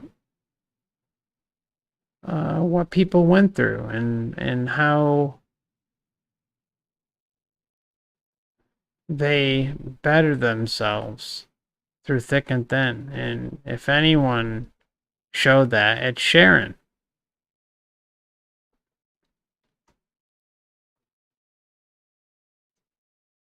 Abraxas says she wants others to love her so much that she fails to love herself. Yeah, you do get that vibe. You do. Goober Bear, good to see you. I hope you're doing well tonight, brother.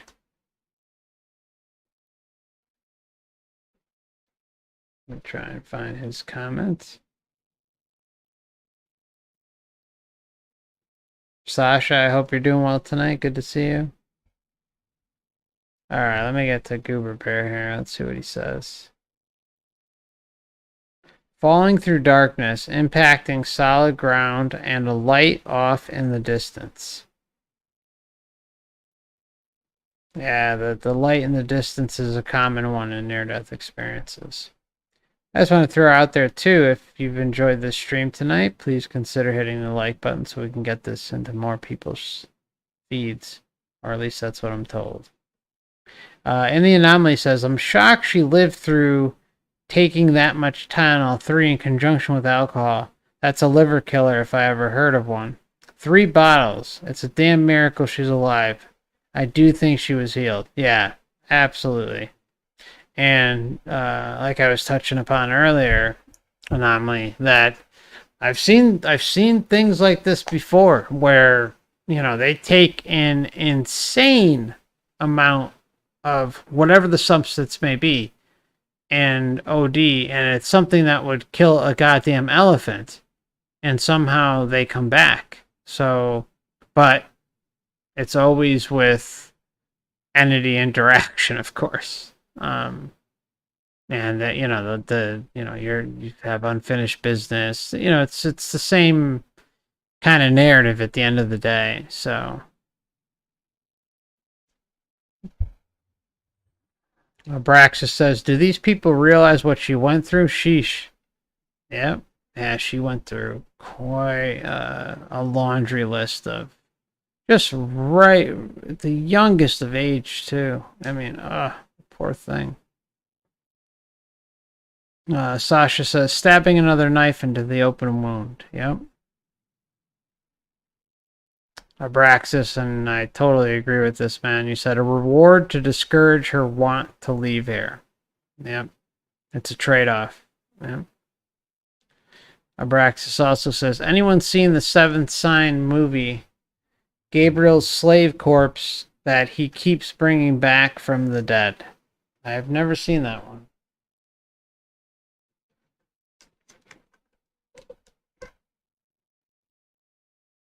Okay, John says, I have visions now for around 2 years.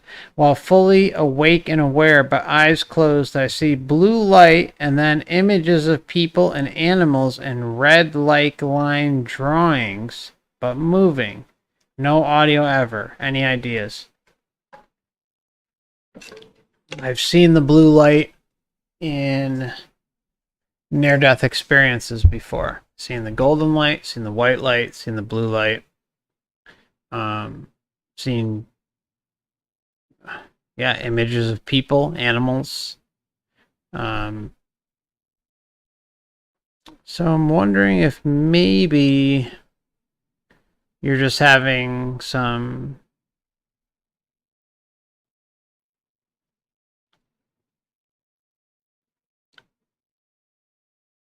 maybe something along the lines of an out-of-body experience, altered consciousness, altered consciousness experience, something along that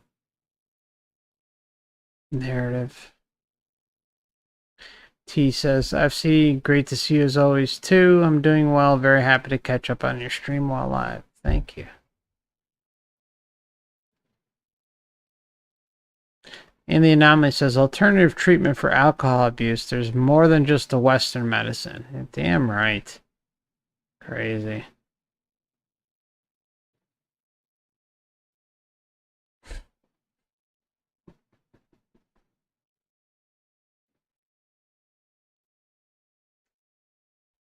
Braxis says, left side of body controlled by right hemisphere of brain, blue. It's a good point to put out there. I don't have to.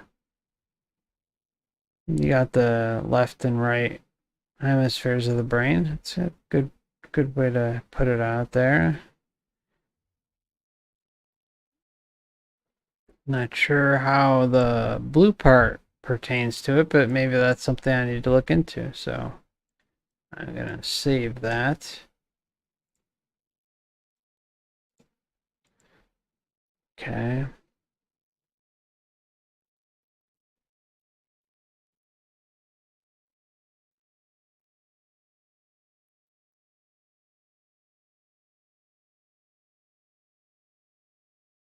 Abraxas says, lucky to come back and have more love and hate drained from your being. Oh yeah, me Tendra. Okay, we already went through that. Sorry.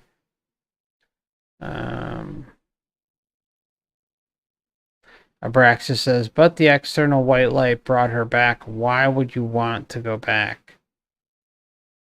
She was under the spell. That was the thing. You know, she was under the spell. You know, she got to her knees. She dealt with the love bomb.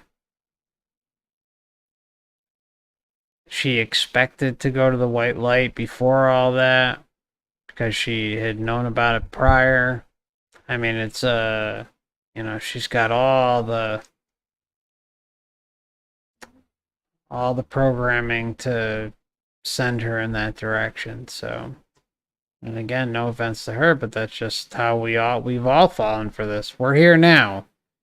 Remember, we're all here now. So we've all fallen for this crap ourselves. So that can't be stated enough. We've all been through this process multiple times. If we're here, we've fallen victim to it as well.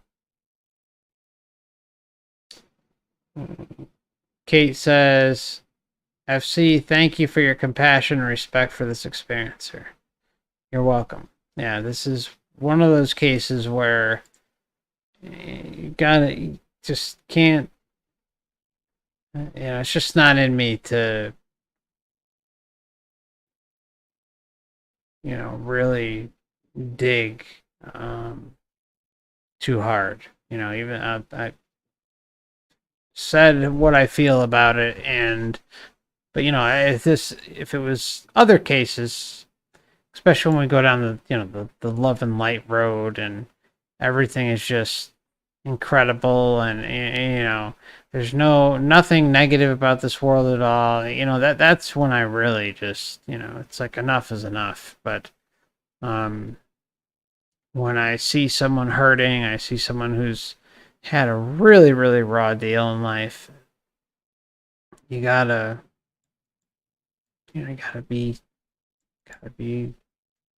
approach it the right way. Just the right thing to do, and just the natural thing to do. So thank you. I appreciate that. T says, John, I don't have answers, but I have had experiences, blue light, and seen peoples, and so. Okay. Stacy Tillman sends love. Abrax says she has a deep ingrained drive to please others. Yeah, we talked about that. Sorry for repeating myself. Okay, let me skip past there. Already did that.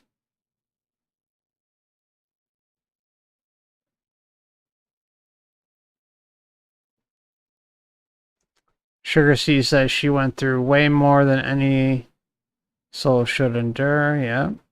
Yep. I think we covered that one too. I apologize if I did, but yep. It's a good comment worth repeating, right? Yeah, she has been primed her whole life to be a pleaser. Very difficult, but her consent. That's really the bottom line with all this. It's the consent.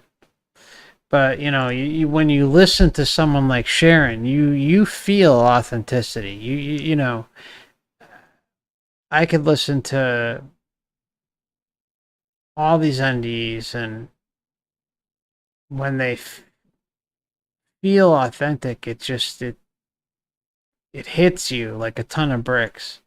And you add a story like Sharon's into the mix, you can't help but really feel the intense energy exchange between her and Aaron and us who are listening to it.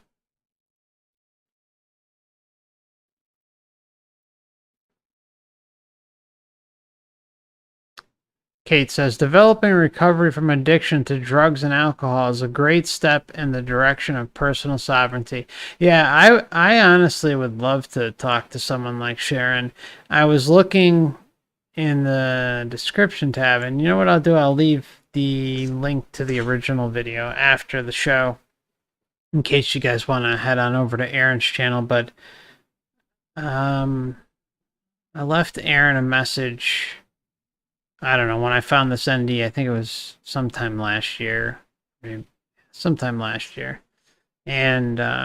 he's got, the video hit a lot of views, so he's got a ton of comments on it. So he probably just didn't have time to get back to everybody, and I understand that completely. But I would love to talk to Sharon one-on-one and tell her some of the things we talk about on this channel. So we'll see. You never know. It'd be nice to have her on and have a heart-to-heart.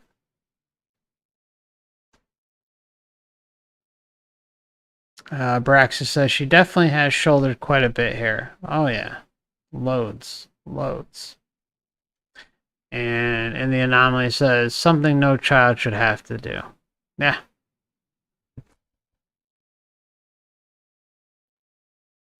Braxis says it's tough to let go of everything here. It's tough. Yeah. It's a process. It's a process. It takes time.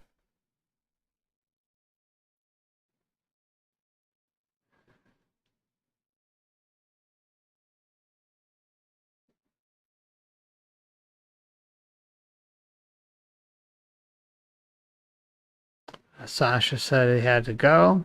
Sorry, Sasha.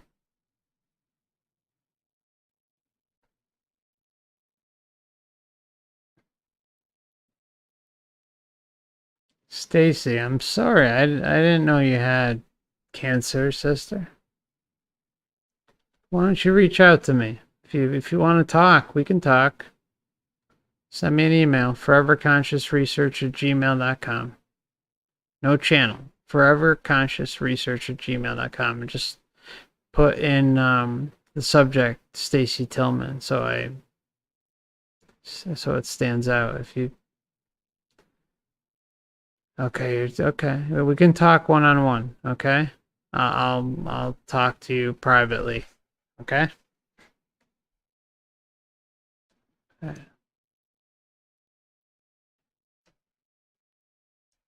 And you will be okay, Stacy. I promise you.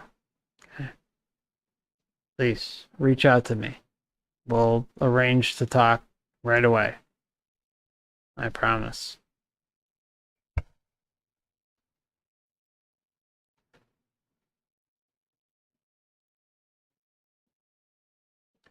And yeah, anyone in the chat, if you see, if any of you in the chat, who know me or anyone out there sees someone leave a comment like Stacy did, please let me know. I don't want to overlook comments like that, and and sometimes I also forget things or don't see them. I mean, all sorts of things can happen. So when Stacy leaves a comment like that, or anyone leaves a comment like that, that's something I definitely want to be made aware of, so I could at least try to help in some way if I can. So please, please, please, it's sometimes it's best to leave a comment after the stream too, in the comments section, so that way it's right there in my face, because the chat goes by so fast sometimes that I miss things, and I don't mean to. So Stacy, if you're still out there, please reach out when you get a chance, if you'd like. Okay. And that goes for anyone else here. If you're going through a terminal illness, or you're in a spot where you're facing something with the end, please let me know.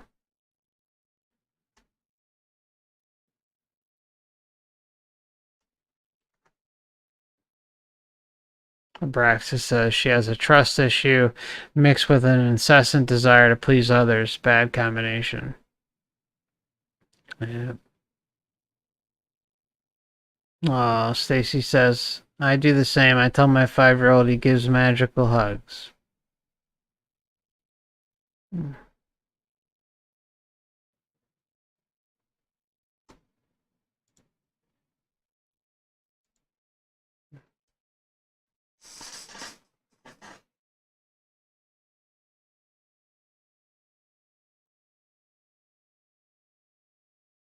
I'll be right back, guys.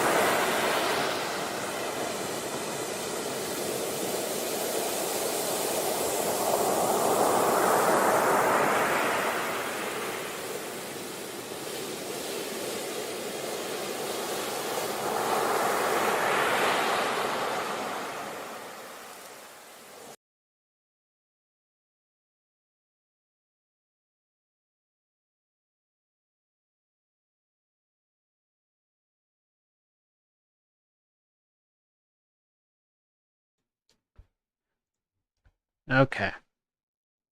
I'm back.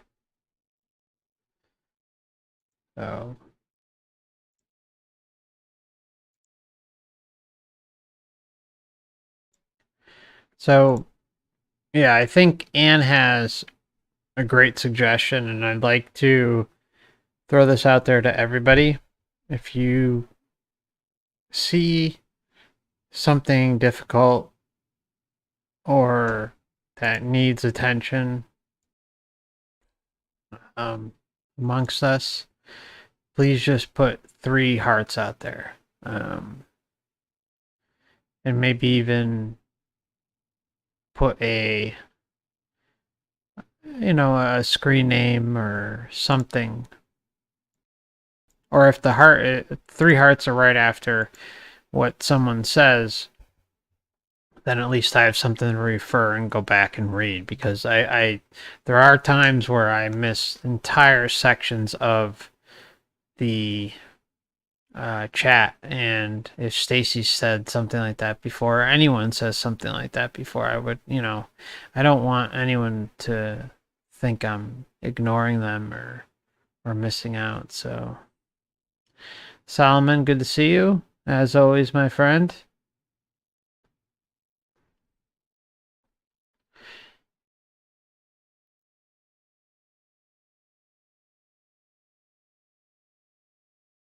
Gotta just, I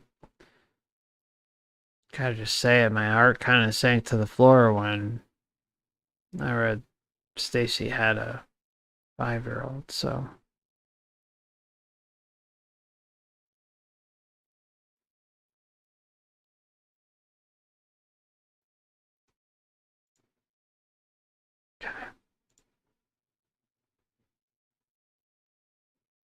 go back. We'll hang out for a little bit. So yeah, the moon and the sun and anything that you are being told to do.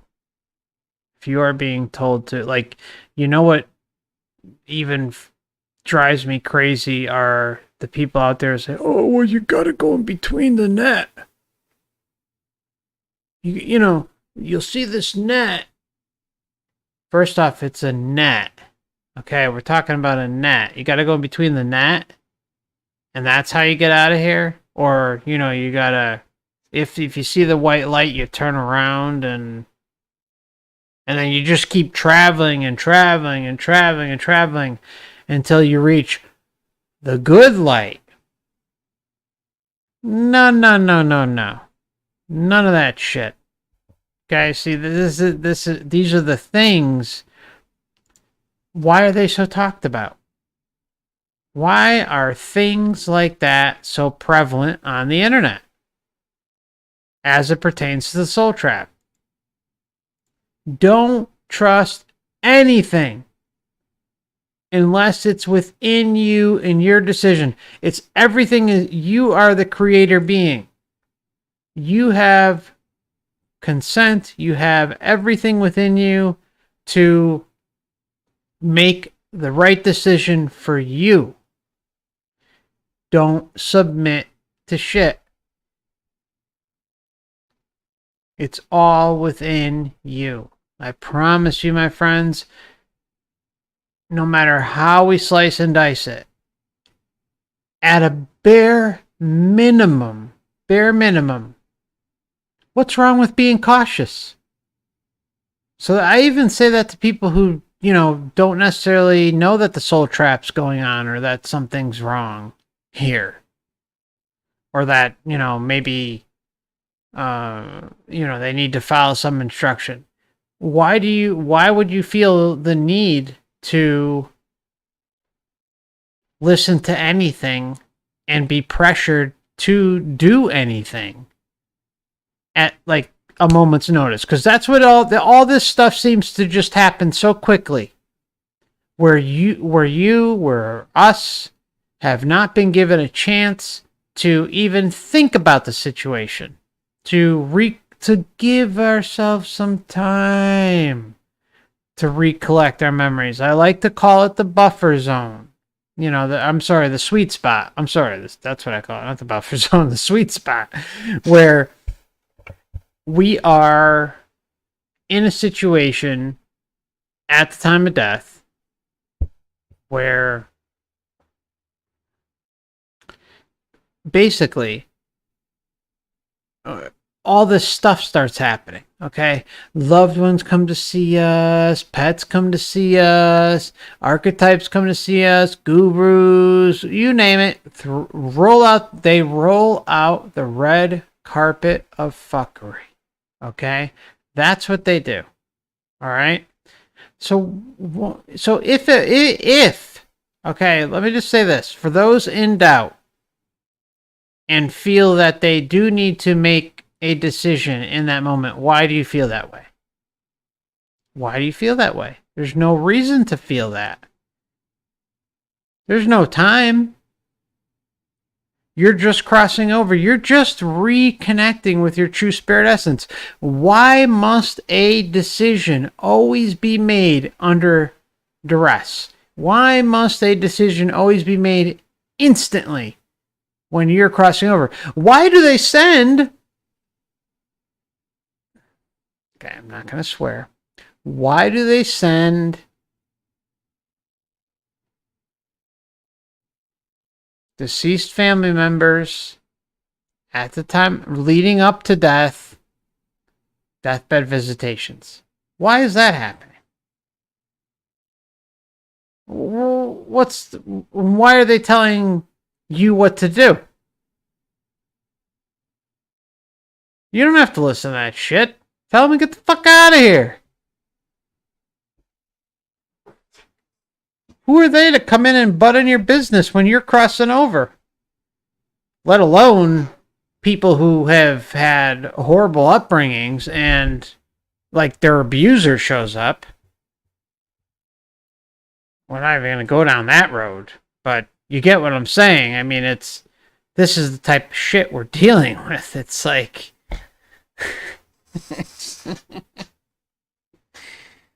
There is no reason to make a decision right away.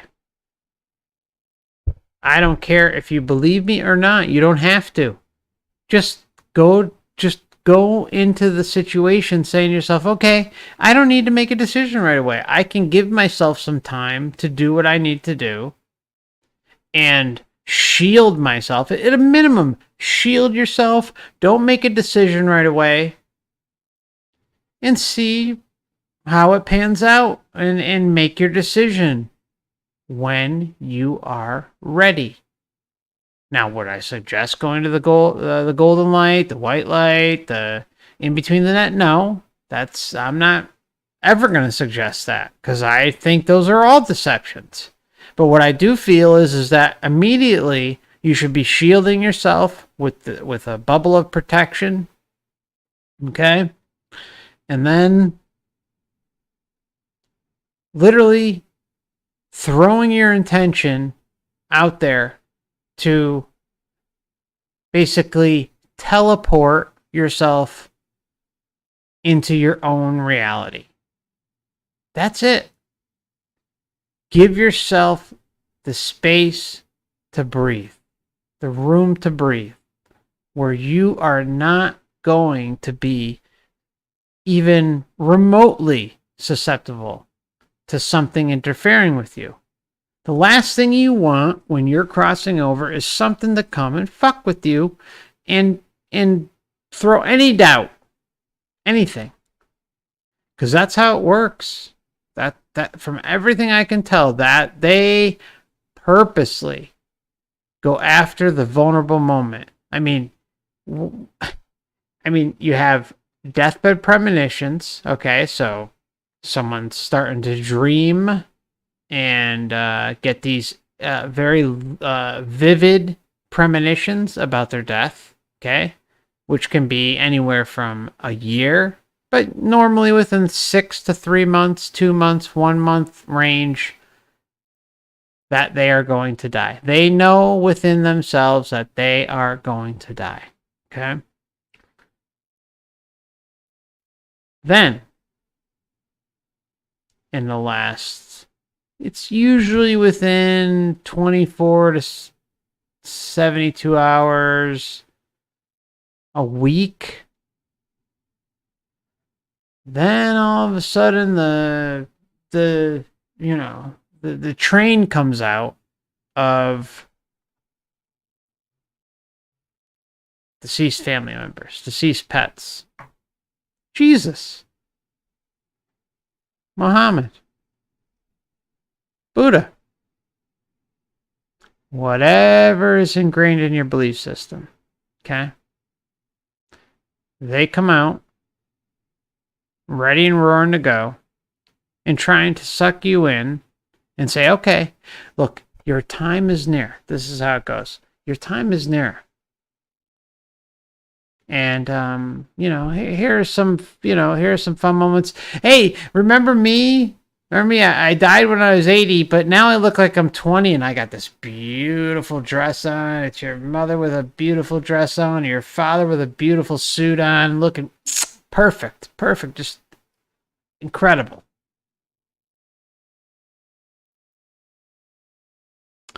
But then what they do is they say, hey. Your time is really coming near now, and you got to come with us. Cut it all off. If you start experiencing any of that stuff, cut it off. I do not consent. I'm not dealing. I am a sovereign being, and I will liberate myself on my terms, and that's the bottom line. See, that this is, I say this in a lot of videos because even though I haven't put out the video on how to exit the reincarnation soul trap, this is it. I mean, this is the crux of it all. It's the consent factor that you are not going to allow yourself to be messed with. Because if you don't have sovereignty in your heart, if you don't have a shield of protection in your heart or in your spirit, and that you don't want to be messed with, then the floodgates can open and you can be susceptible. Now, can they maybe peek through that if you're, maybe your intention truly isn't there, or if you're questioning things? Absolutely. I think it's possible. But if your desire is truly to be sovereign and not worry about maybe some things you may have done in the past, in this lifetime, or possibly even previous lifetimes that they try to hold over you,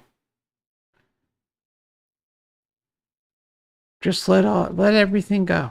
Let everything go and come within. Everything resides within.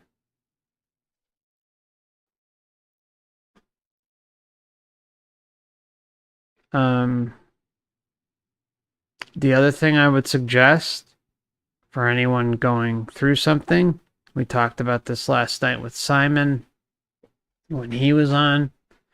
We did our 4-hour extravaganza. I talked about how, and this is, I don't even really like saying something like this, but it needs to be said that, we go to sleep every night. Okay? We go into the astral realm every night while we're sleeping. When we come back, how often do we wake up in the morning and remember our dreams? We don't. We deal with a memory wipe at night when we're in the astral realm and sleeping. Because we leave our physical body and are in our organic state, but we are also interacting with who the hell knows what. Okay? We don't know. So I like to say, just in case there are agreements being made in the astral while you are sleeping. And every day we go to sleep, every day we wake up. When you wake up in the morning, especially, if this specifically, if this is for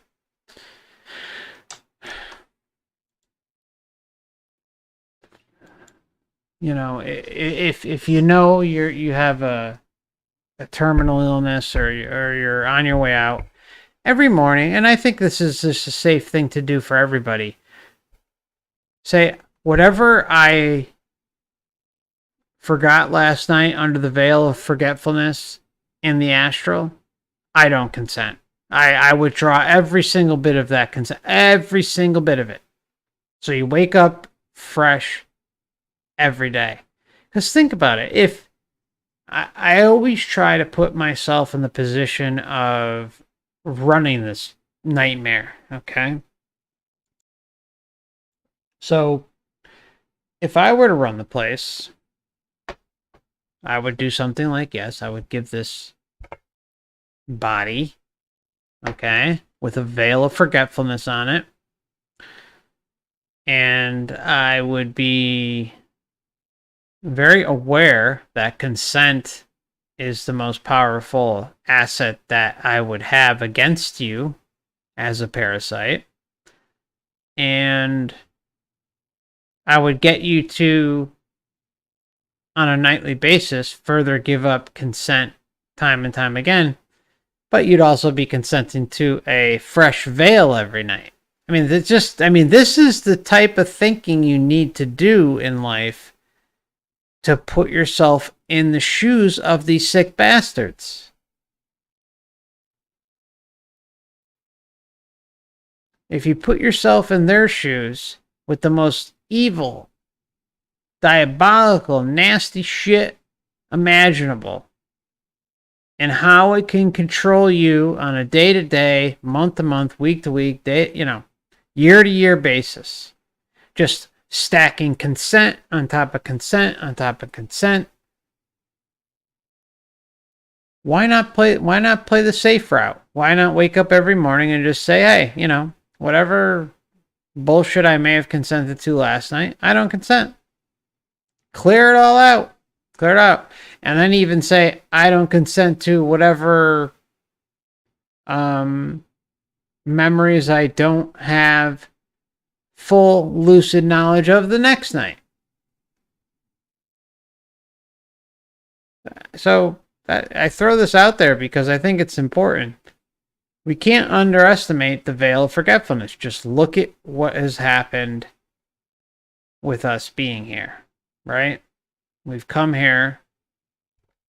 The veil's been normalized and presented as if it's this noble thing, so you don't injure yourself, or whatever the hell the reason would be. I'm not going to go off on a tangent about that again, but yeah. So point is no consent, not going to happen, and stick with yourself here. Okay. I see. Okay. Let's scroll up here. See some. I don't know why this is blocked. Just bear with me one moment. I see some super chats I would like to address and thank. Dave Larson for $5 super chat. That's very kind, my friend. Thank you. He says, when I lay down in a relaxed state and allow my mind to drift, I'll start seeing strange images of organic life and creatures. Is that astral travel? Dave, I experience that a lot, so I know exactly what you're talking about. I wouldn't say it's astral travel, because astral travel,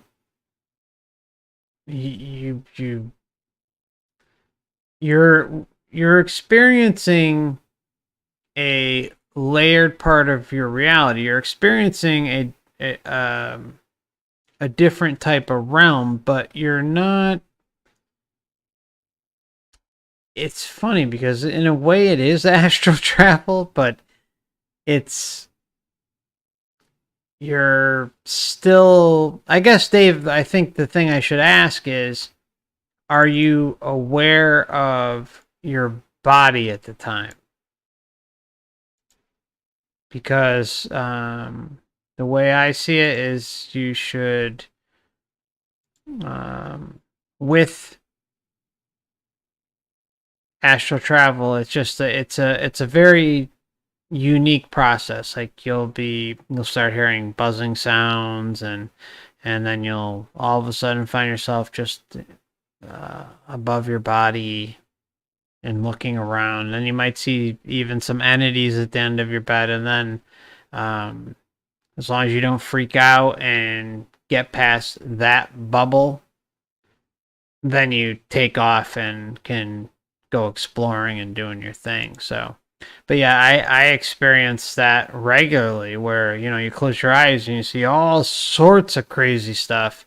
So I would say it's more, in my opinion, a different state of consciousness where you're kind of bordering on between the two.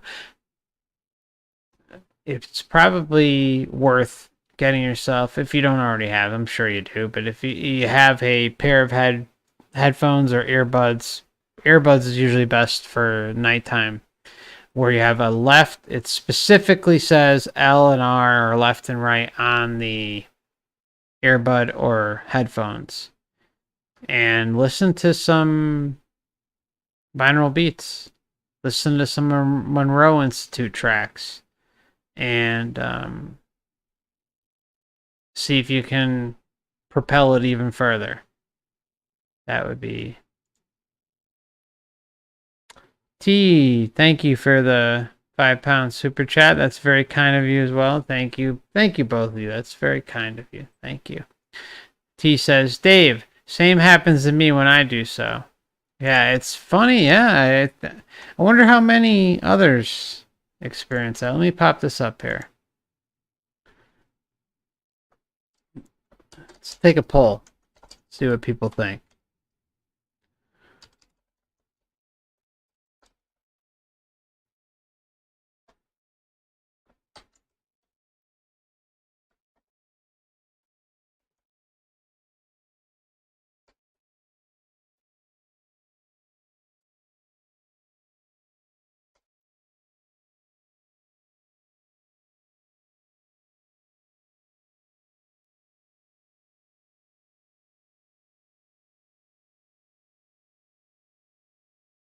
Get this up here.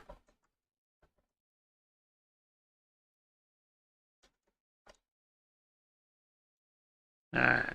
Yeah, I think this is it's a good poll to pop out there because I experience it a lot, and I know others in the astral projection lucid dreaming Discord. By the way, T, did you ever get that invite to the AP Discord? Because I forgot who had mentioned it. I think God Was Bored. Yeah, God Was Bored was the one who had mentioned it, and I sent her an invite for you, but I don't know if you ever got there. So feel free to always email me if you need a link to the Discord. foreverconsciousresearch@gmail.com. Both T and Dave, if either of you want a link, please reach out. Okay. So let's see. So far we've got 8 votes. 62% say yes, 25% say no, and 12% say huh. So we'll keep that up for a little while and see what's up. See how people think over the next few minutes. Okay. Brent says, I wonder if the chemicals they constantly spray on heads has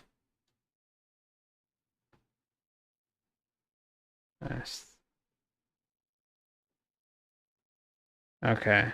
I wonder if the chemicals they constantly spray on heads has shit to do with not remembering our dreams as well. I don't remember them very well now either. Yeah, I go in my phases too, Brent. It's the funny thing is we seem to remember them more when we're younger. And, obviously just due to the state that we are in from birth to age 6 or 7. But even, all the way through high school and early adulthood, I remember all sorts of wild dreams. But now they're just not as. I feel like I have to work harder to remember them. But it does pay off because being an adult and having that perspective is way different than when you're a kid. So it definitely wouldn't surprise me if all of the crap they're spraying has a negative impact on us connecting with our true spirit essence and with recall and being lucid in general about our adventures in the astral in the evening when we go to sleep.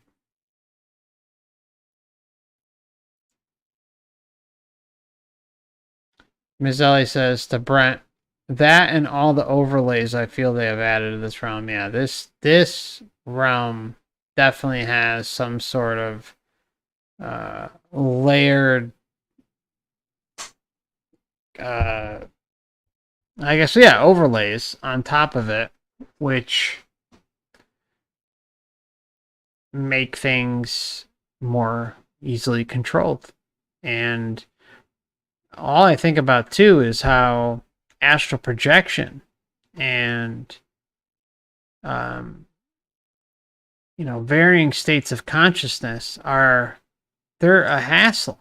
I mean, you have to really work for it. I mean, short of if you want to take drugs like ayahuasca, DMT, acid, mushrooms, all that stuff, short of all that stuff, you have to really put in the effort to want to find yourself. And even then, I mean, it takes a lot of dedication.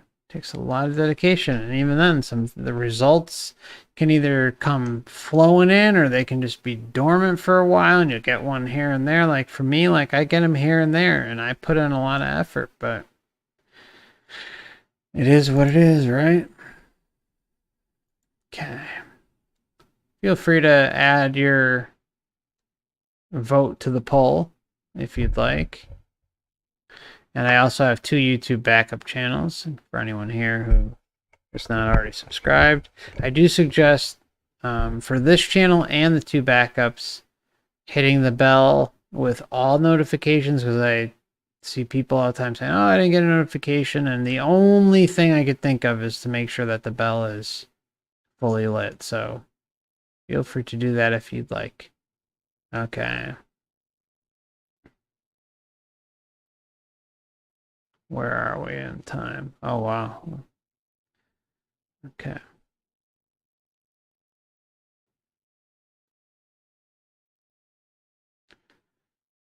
Brent says they want energy batteries, automatons, not thinkers. You bet, my friend. You bet. That's a great comment. Ian says, God was bored, then endure the torment of menopause and body decay. We should have been cut off. Janice Percello speaks about our DNA being cut off and we don't have junk DNA. Yeah, I think the whole junk DNA thing is an interesting road to go down in and of itself. I feel it's a mockery of what was once the case with what was once part of our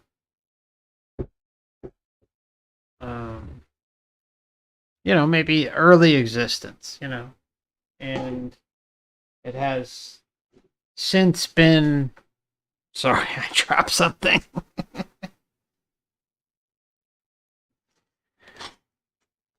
Part of our early DNA, and I would say the junk DNA. If they're saying junk DNA, that means it's probably the most important part of our DNA. It's probably the most suppressed and most unexplored aspect of our DNA. That would just be my guess. They say jump, I sit. They say sit, I jump. Kind of a good rule of thumb to live by. Oh. Okay.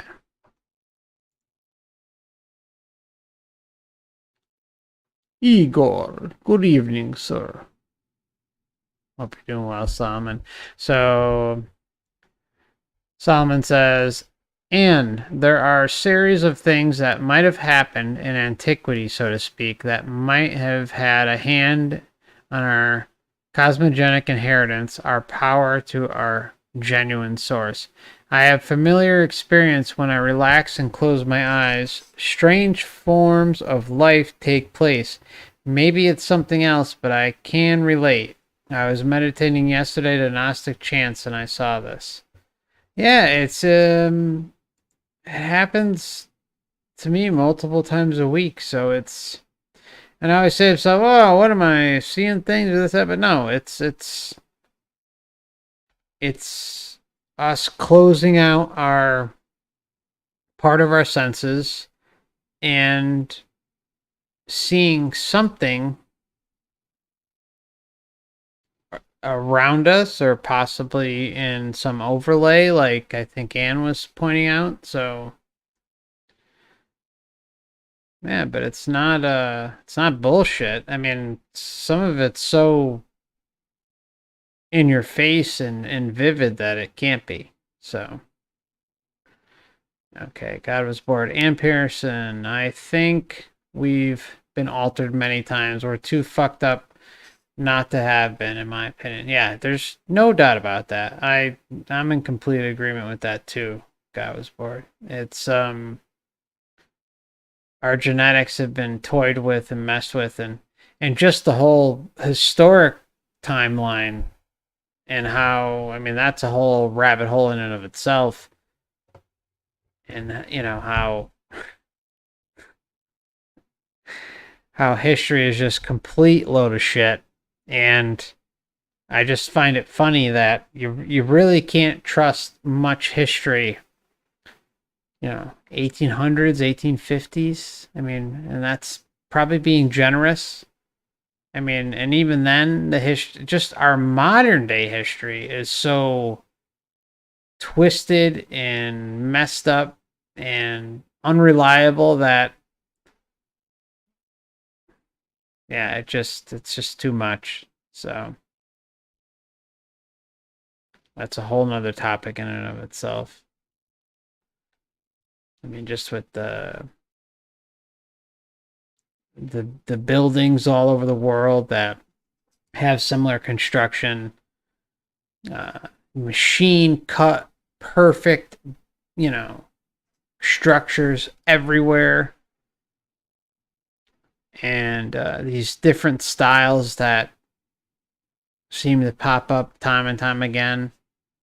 Simon and I were talking about, I think we might have talked about it yesterday, but we've talked about it before, where, I mean, and this is some really far out there stuff. So, I'm not saying, just to be clear, I'm not saying that this is definitely the case, but seeing as we live in a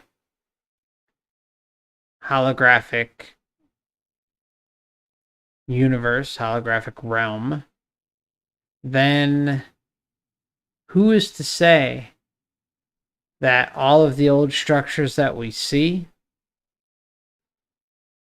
are not just background filler that the realm has inserted in here to, make us think that everything, there's this whole hidden history or this thing behind us. I mean, granted, I know that's really far out there, but when when you realize that everything is rendered around us and that it's basically we're just a hologram experiencing a physical world, it puts almost anything up for possibility.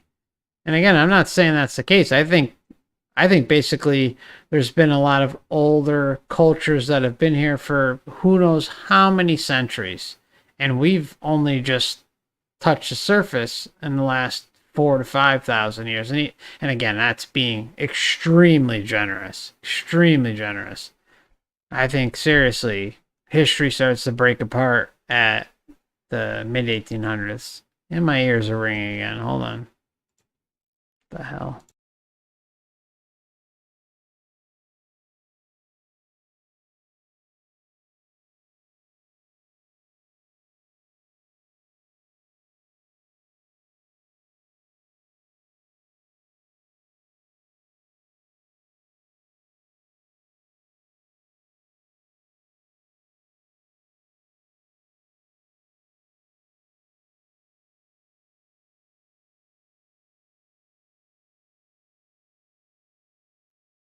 All right. It's the third time tonight. Okay.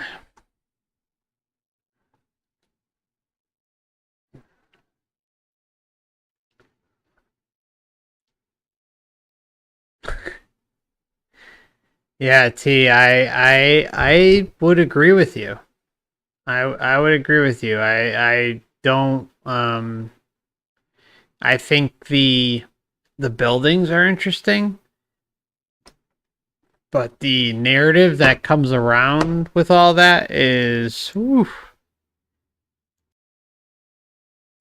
I think the whole narrative with Tartaria is ridiculous. And I'll just say that flat out that yeah, I mean we know older cultures probably did exist, but that they were so advanced and so incredible, and they had everything on ley lines, and it was a utopia here on Earth. It was a utopia. It was incredible. Meanwhile, you look at some of these buildings; they have the most freaking creepiest figures on the building. They got gargoyles and all sorts of weird ass shit on the building. And we're supposed to believe that it was just Earth was amazing. It was just this incredible place. No. I mean, and again, everything falls apart when you realize that that we are basically in some holographic realm. All this body is just perceiving an outside experience, and this is the conduit. What we're in is a conduit for the experience. I mean, it's a real, it gets my head turning like crazy. And fuck all of it. I don't really care what the hell the history is. Yeah.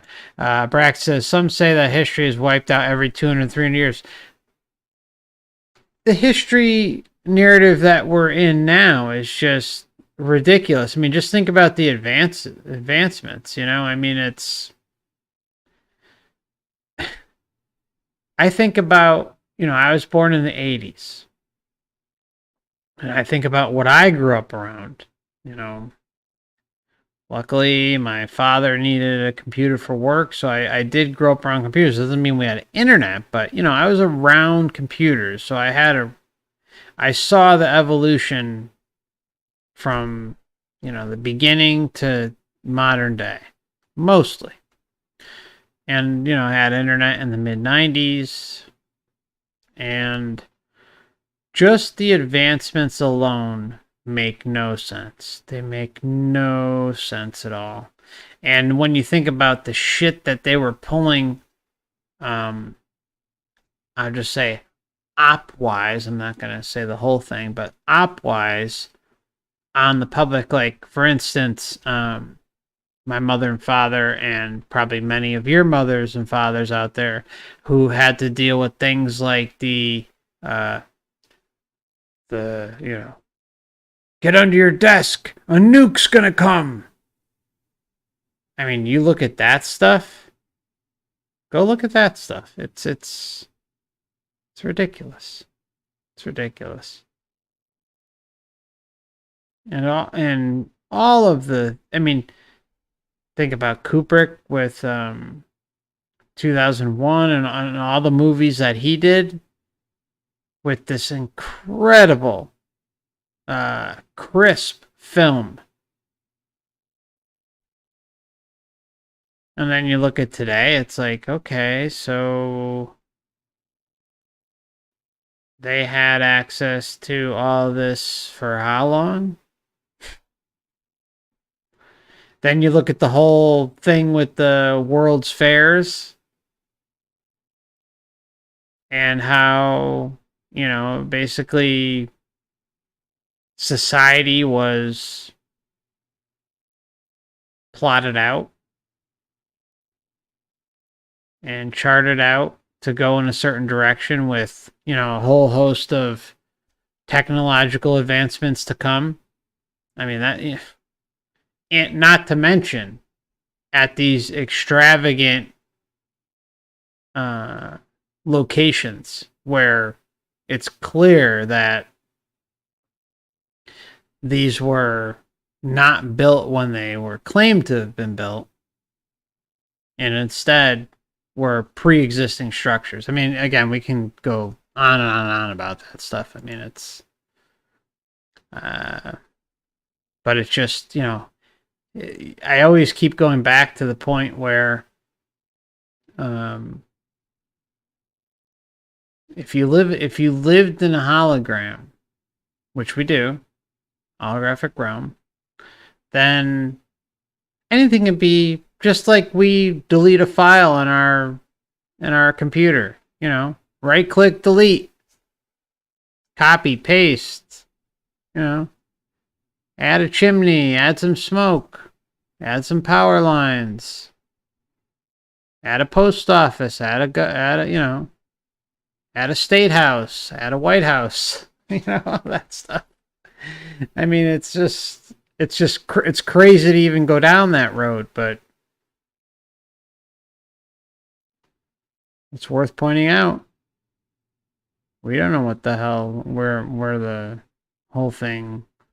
Ugh, you get what I'm saying. Yeah, he says the Atlantis is in Moroccan land.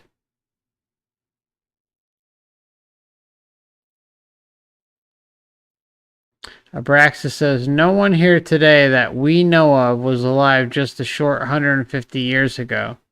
All we know about history is what we have been told. See, the only thing I'll add about that is that I think it depends also on where your family comes from. Because I know for certain within my family lineage that, my great grandfather and grandfather were born in Ireland. My grandfather came here on a boat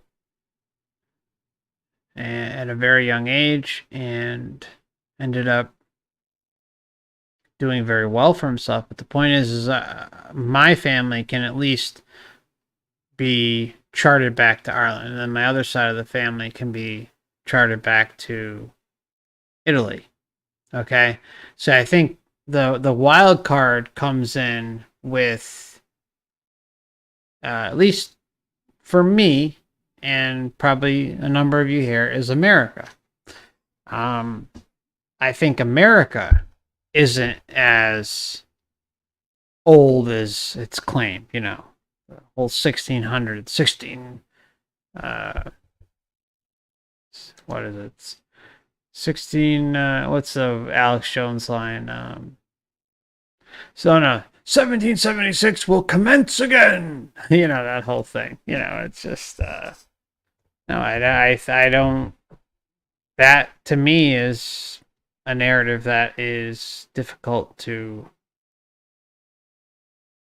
say with any certainty. And I think even with America in general, mid 1800s. So, but as far as for me personally, I know my family can go back to beyond 150 years, but that's not in this country. So I guess it depends again where your family's from and how long they've been here and the whole story behind them. So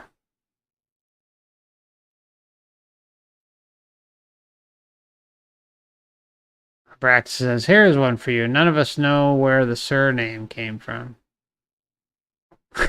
Fair enough.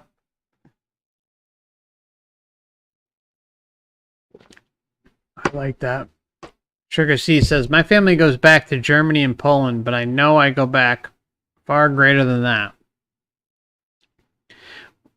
Miss Ellie says, let me pop back up here. Miss Ellie says, "My dad's side can be traced back to Scotland, but it needed in 1860 or something." Okay. Anne says, "Something wrong. None of us can trace our family roots very far back." I agree with that. I can't trace them farther than what I just told you. So I'm talking about probably 200 years tops. So yeah, no, that's a good point. I mean, so it's really not even that far off from what I think Abraxas said with 150 years. So no, it's all good points, both of you. Yeah.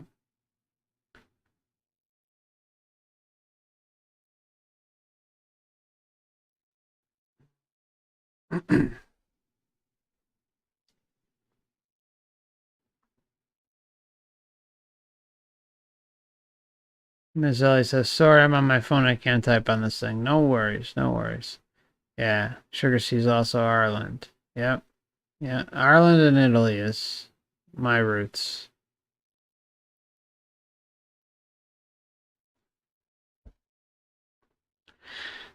Anne says to God was bored. "At school growing up, I remember sitting in the classroom waiting for the end of the world, then looking at the clock. Talk about trauma-based mind control." Yeah. Ugh. That's just... That's how they got people. I mean, I tried explaining to my mom about all that. About how, the whole NUKE thing. I gave her a book, and she did start reading some of it. But what they did, with the trauma-based mind control, just so sick. So sick. And no generation is off limits either. Every single generation has dealt with it. So, for me, like, I grew up in the climate change, the Bang Bang events, and what was the other thing that we dealt with? Okay, the whole world's going to end because of big bad weather, and then the Bang Bang event. So those were the two things that we kind of had going on. So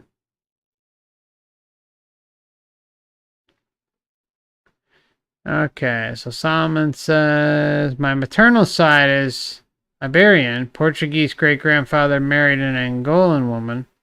I'm black, but my family is diverse. Women married to Germans. I'm of Spanish and Portuguese heritage and maybe Indian." You got quite the array there, my friend. Solomon says, "You're Irish, FC. That's why you're such a good person." I get along with the Irish for some reason. Laugh out loud. Ask Thomas Sheridan. Okay, Thomas Sheridan. Thomas Sheridan. I haven't watched him in a while, but that's actually how Desert Rat 45, aka Goober Bear, and I met many years ago. We met in the comment section of a Sheridan video.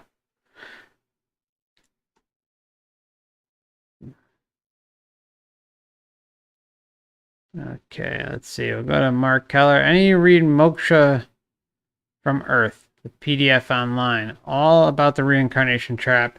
A collection of accounts, many showing that greys or insectoids are involved in managing it.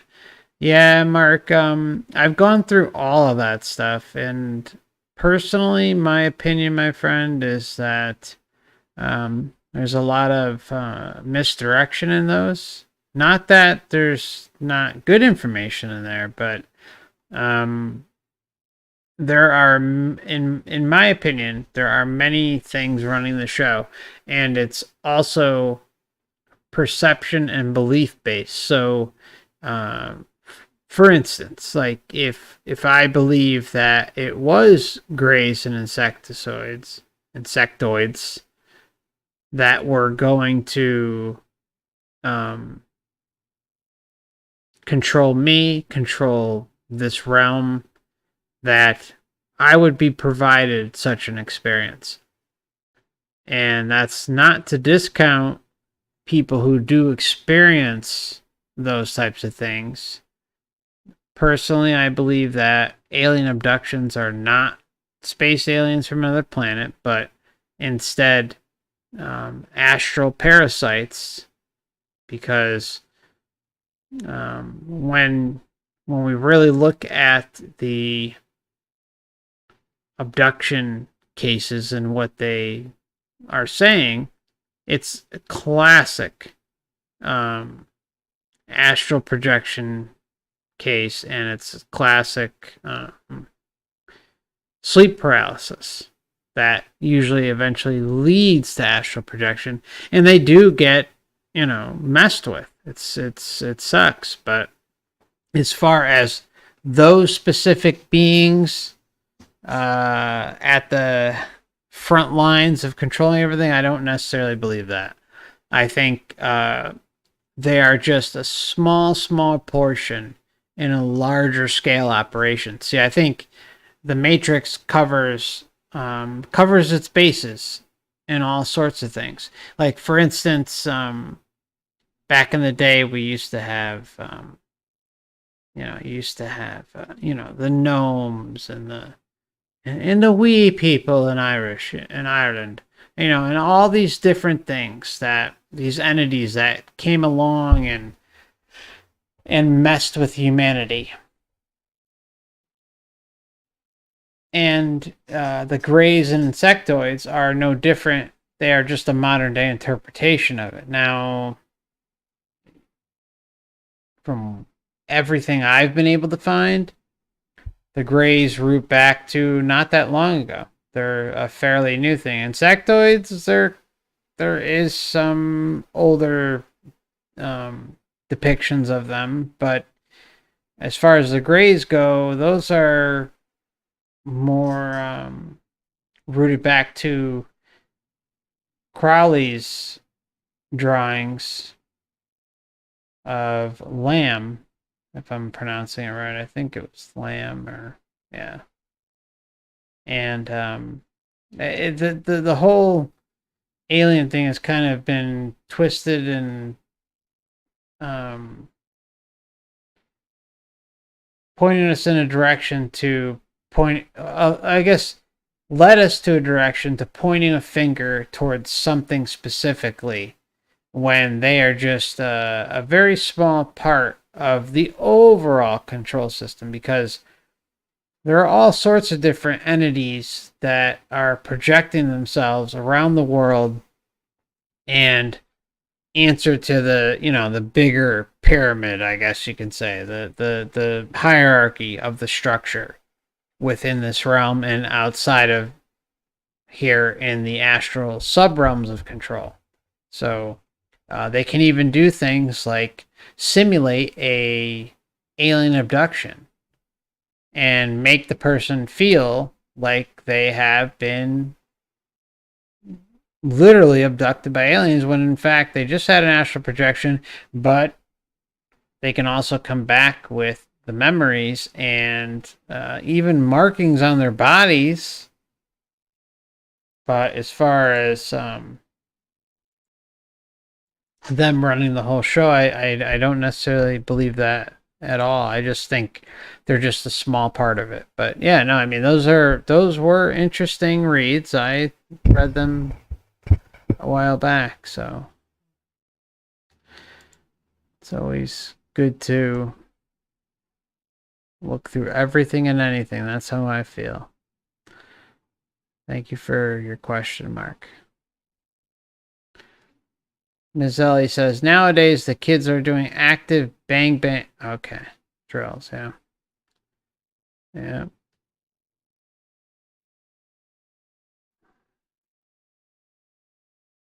Yeah, I agree with Anne. Anne says the sugar seas. I miss that we are not building grand anymore, but only crap cardboard box cookie cutter cube houses. Disgusting. Yeah, it's all garbage. It's meant to be destroyed and not last. So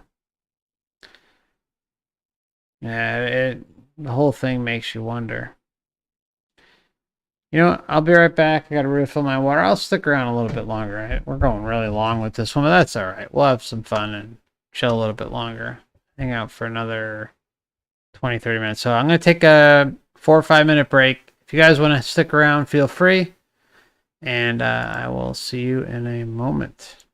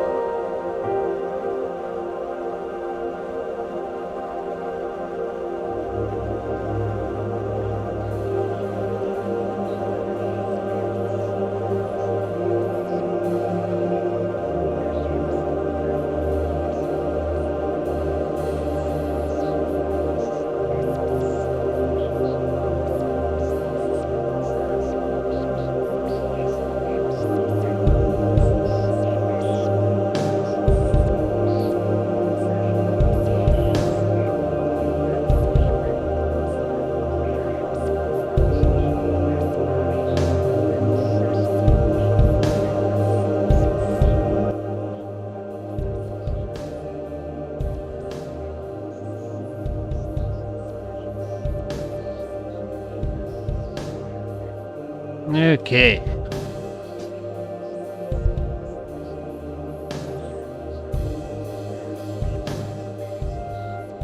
Alright, my friends.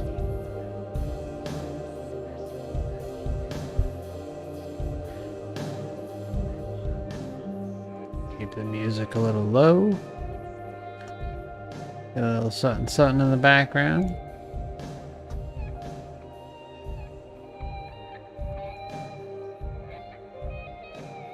Alright. So let's check in with the poll. We got 27 votes. The question was, do you see strange visions, creatures, or shadows when you allow your mind to drift? I guess I should have put close your eyes too, but so far the poll says yes at 56%, no at 30%, and huh at 15%.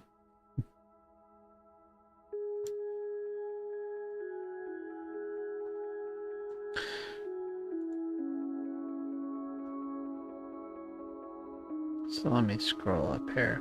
Thank you for sticking around and being patient.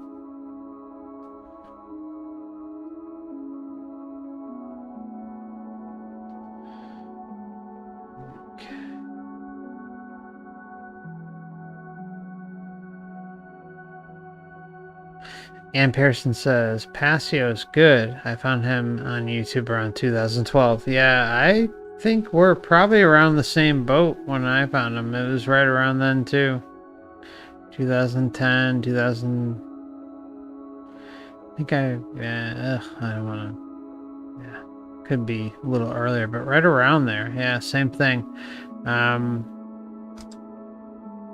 Passio's got some good stuff, but he's in the club, let's just say that. But it doesn't matter. I mean, remember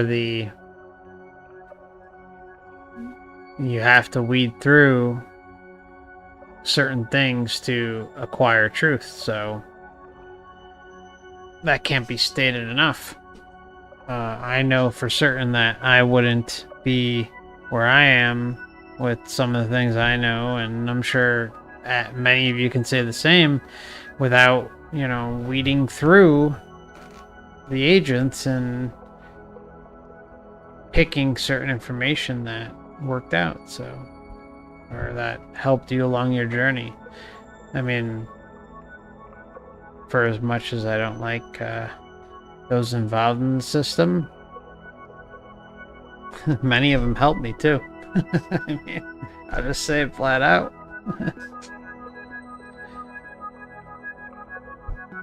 Okay. Brax says, it makes me feel good to know that there are others here who are not zombies. Many around me these days. I hear you, my friend. I got an interesting email from a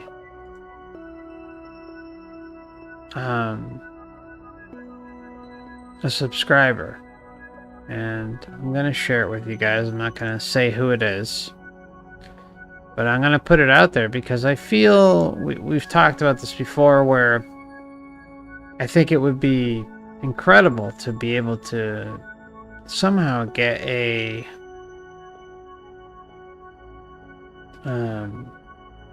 group of us together and just say fuck the rest of everything. But you never know where things stand, and I don't want to give false hope or anything like that, or say hey, this is what you got to do, or this is just something like I was talking about with Simon last night, how my type of dream would be to have a log cabin up in the mountains in the woods by a stream or a lake or something like that, and just have some freedom with nature and things like that. And then this morning I'll open up my email from a listener. He says, hello, if you know anyone interested, I have a home research lab warehouse, 2 acres, a homestead, nearby lake, and looking to build a team of like-minded. It's located in Connecticut. Greenhouse, sustainability. I should probably not say that. 3D printed homes, 3D think tank, and develop various projects. I don't really want to say too much else, but when I saw that, I thought it was an interesting email. And if anyone's interested in hearing more information on that, I'm going to inquire and see what's going on. And so feel free to email me. foreverconsciousresearch@gmail.com if that's something that may interest you. I would love to get a think tank going on. That would be basically a dream of mine come true, but we'll see.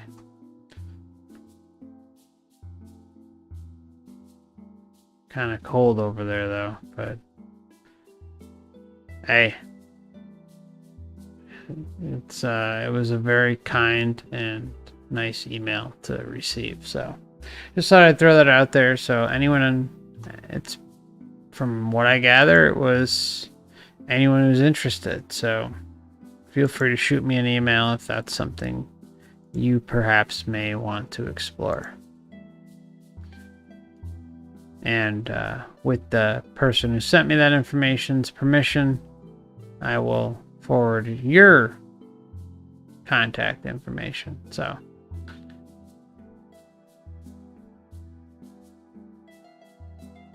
but yeah, going back to Abraxas's comment, it makes me feel good to know that there are others who are not zombies, many around me these days. Yeah, I'm with you, my friend.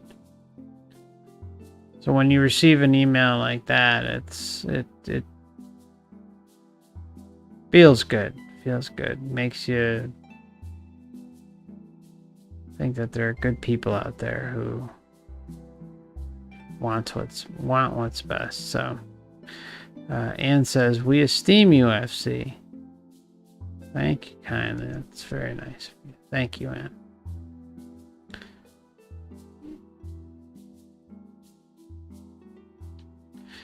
Solomon says to Abraxas, your IQ is intelligent. Ah, thanks. Thank you, my friend. We are all intelligent. Nope, I'm sorry. We are all intelligent. Now, how many humans are holistically intelligent is a different story. The Hilux, for instance. Yes.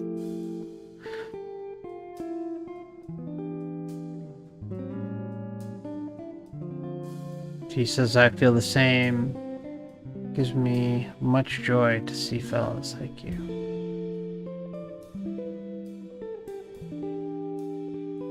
Thank you.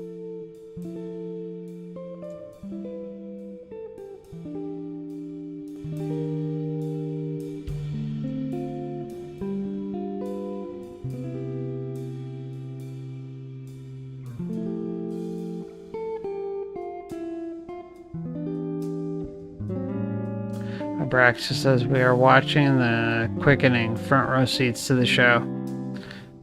I couldn't agree more. Couldn't agree more. I think that's a great comment because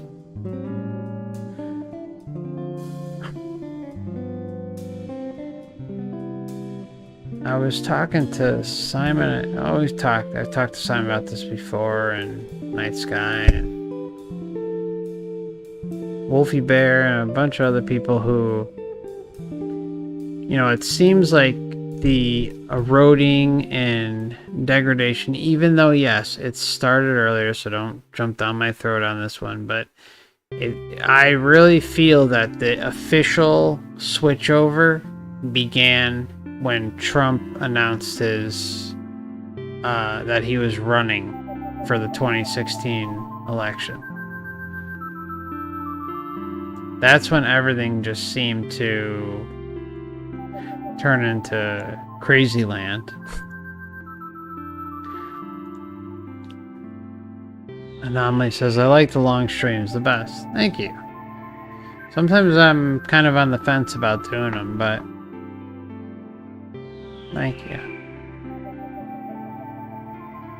That's why I try to use the timestamp, so anyone who wants to, you know, not listen to the aftermath of whatever video we're covering or topic we're talking about, then they can just skip it or listen.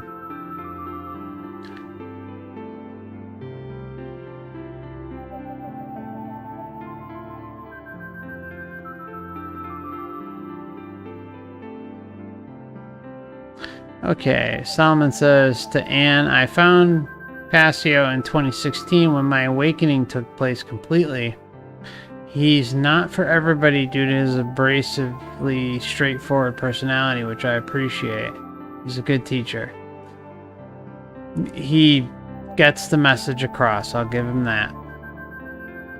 But make no doubt about it. Make no doubt about it. He is embedded. Okay? Doesn't mean he doesn't give good information, because he does, but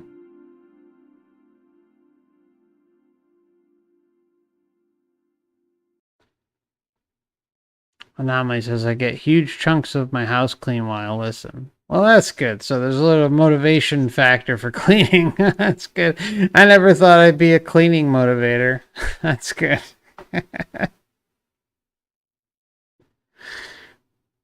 Okay.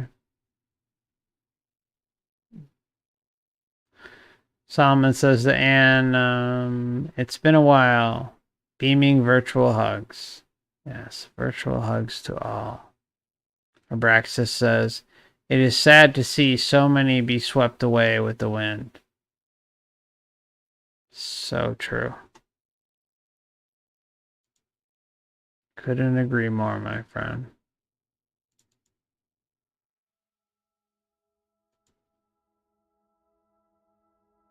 Yeah, especially like the ones that are close to us. That's tough. That's tough.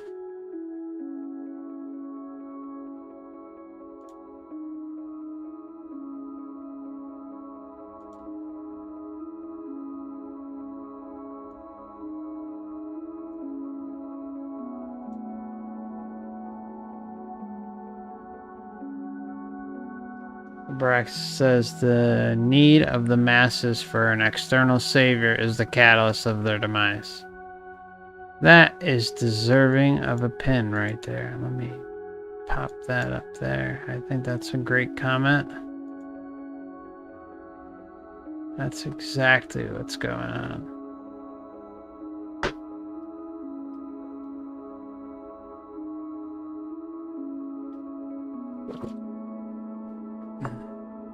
In the groove. Good to see you, brother. By the way, check out In the Groove's music. He kicks ass. He slaps it down and leaves you wondering where your brain is after you listen to him. He's great. Definitely go check him out.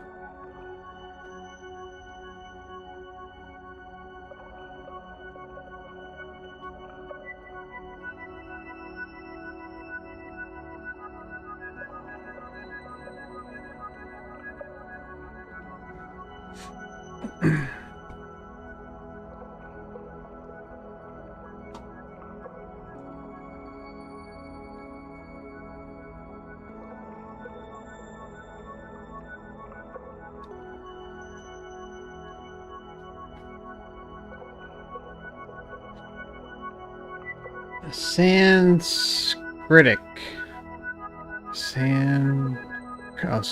Sanskritic. Okay.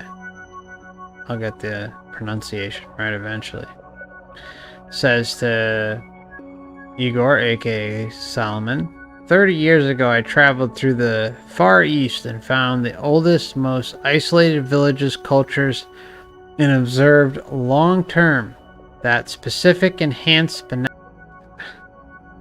So, I mean, boom.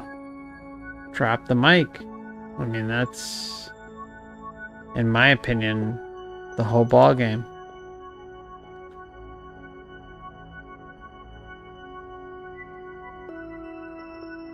You kind of stick to a certain set of values. Don't allow outside forces to fuck with you and mess with you.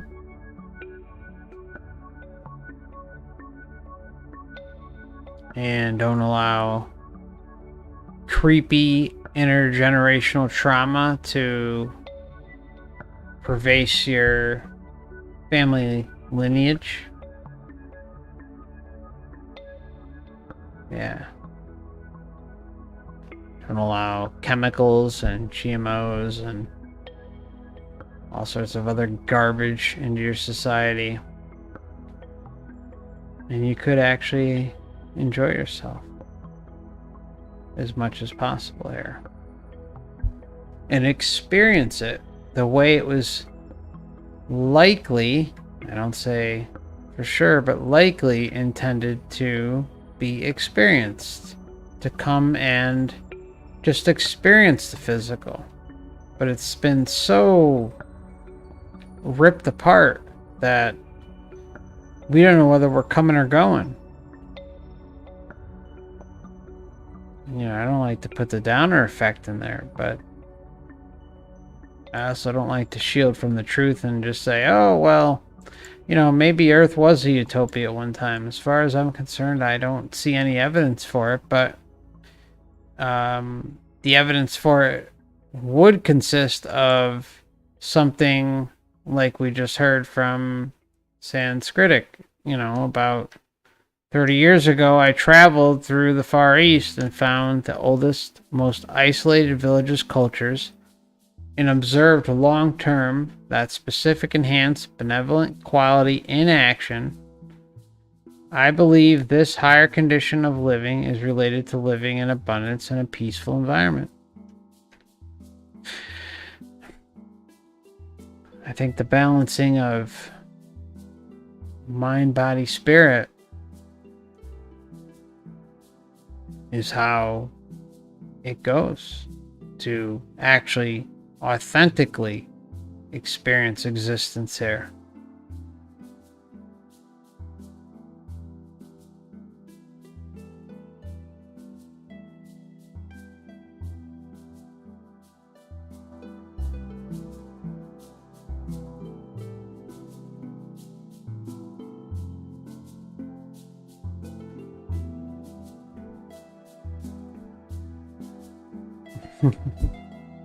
Abrax says, I love and hate you all. I give you all of me. See you on the next one. Good night, all. Take care, my friend. Sleep well.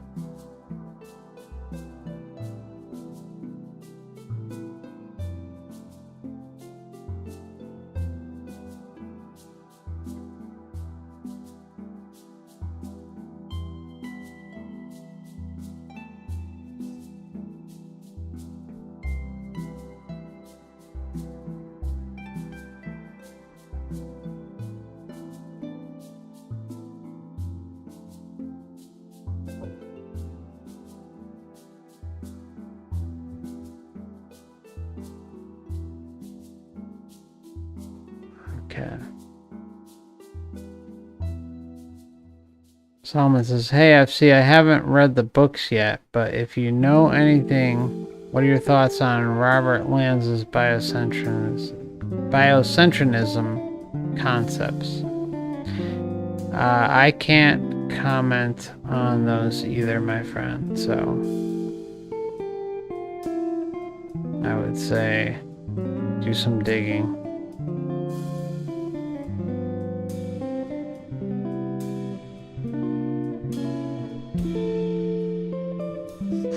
To Wake Forest.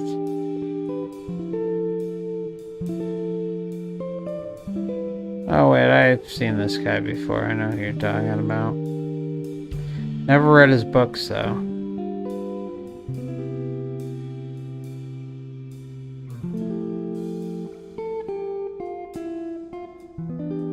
Oh yeah, I've seen some videos here.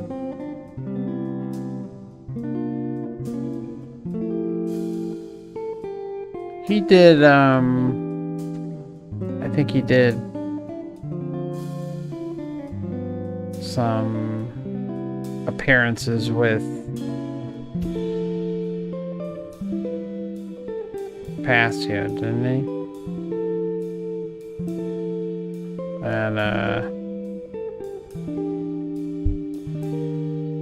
those Hawaii conferences or whatever. Anarchapulco or something like that.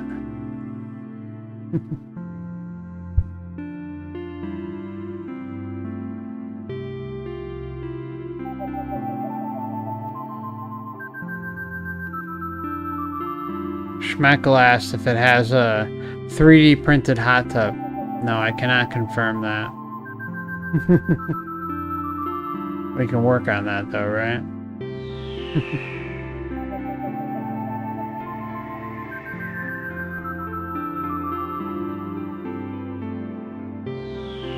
Sam says, ancients had primary focus on the spinal cortex, the pineal, etc., all to facilitate the task we are here for: consciousness, awareness, and cultivation of higher states.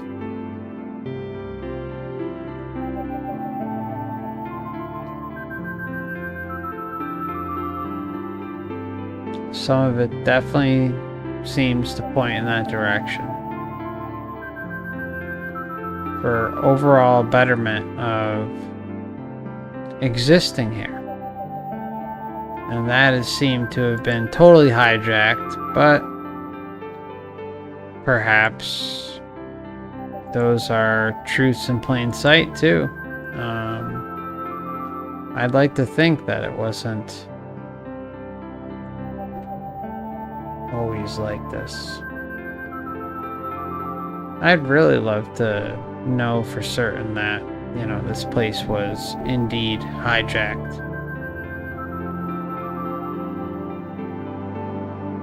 And it wasn't this whole insane structure from the jump, but I guess we'll find out when we leave here.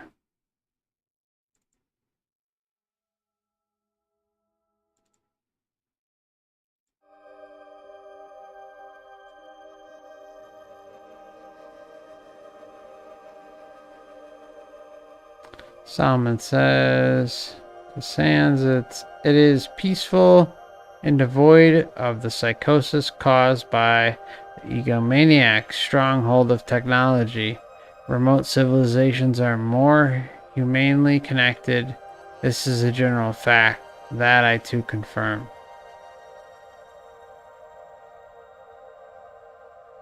It's funny because when I lived in the Northeast of the U.S., I knew a guy who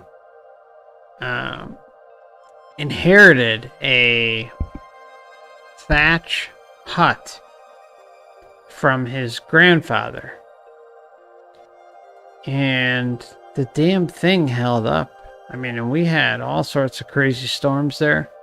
And he lived there from the time it was given to him in an inheritance to, as far as I know, to today. I mean, if he's still alive, but I know at the time he had lived there at least 20 years, 25 years, somewhere around there, and loved it. Loved every minute of it. And what I really liked about him is he's a spiritual guy. He would allow random people to just come and stay for a night or two and hear the history of the hut and the grandfather and stuff like that. I mean, it was cool. But, you know, that shows, you know, he took the path of being content. But how did that path develop? It was passed down to him through his grandfather, which was a cool story, right? I mean, I think that's a really cool story. I looked at his life and I was like, I like that. I was like, I like the way your life panned out. I like your life script. Sugar C says, I'm still looking for my cabin in the woods. Absolutely. Me too. Me too. That's my dream. Cabin in the woods, up on the mountain, but not in the freezing weather if possible. You know, nice running stream, mineral spring or something like that. Ah, that'd be a dream. Log cabin.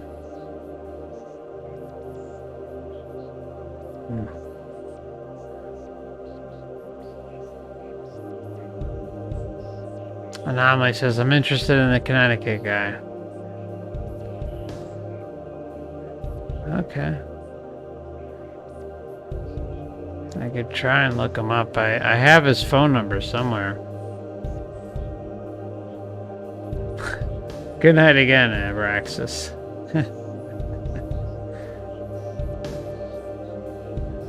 You know, Anomaly, if you send me a message reminding me about the Connecticut guy, let me know. Oh, I'm sorry. You were talking about... I was talking about two different things at the same time. I realized both stories collided with each other. Okay, so yeah, the Connecticut guy, just shoot me a message on Discord. I'm gonna reply to him soon, and then, yeah, if it interests anybody, I'll give it a shot. Schmeckel, good evening, sir. How you doing, buddy? Schmeckel's a longtime friend.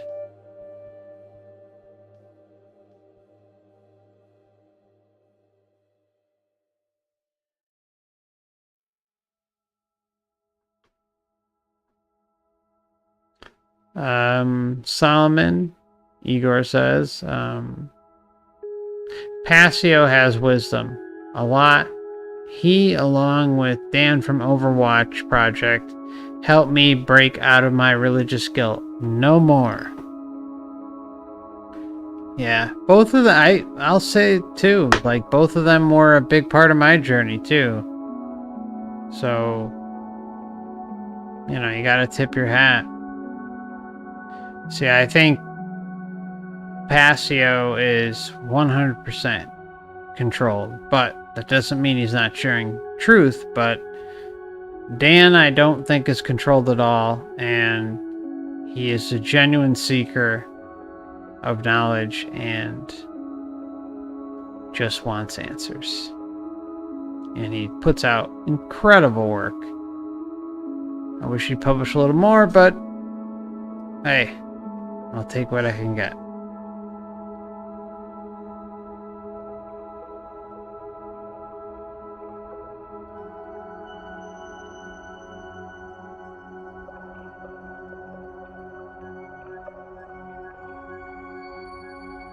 Okay, Brent says, I didn't send an email about it, but I did comment below the unsub special video about co-locating. Okay. Thank you for the heads up. I will keep an eye on that. Let me pop that up. And please, my friends, if for some reason I don't reply within a few days or 3, 4, 5 days, just let me know. Just send me a gentle reminder, because I am sometimes awful with keeping up with things. My lack of multitasking and being on top of things can really get the best of me. So it's never anything personal. It's just that I don't do well with the whole Lyme thing too, so it can be difficult at times.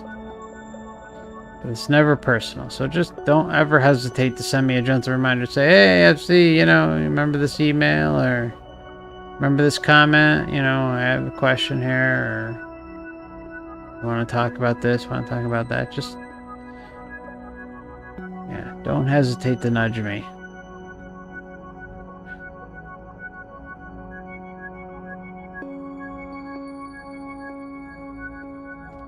Take a note of that, though.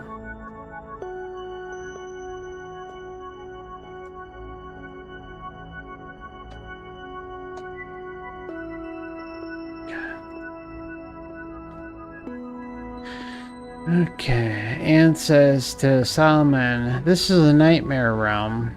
Years ago, I was so troubled I ran outside in the middle of the night screaming I want to go home. My husband had to calm me down. Wow, that's pretty intense.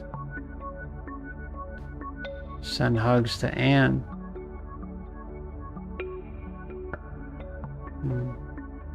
That's difficult.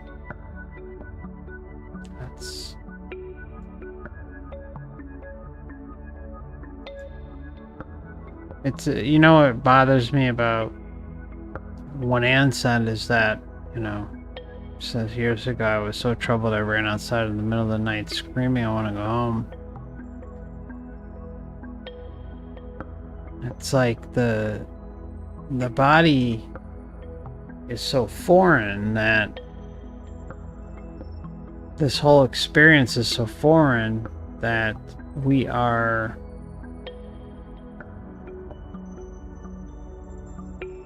would do something like that. It's like,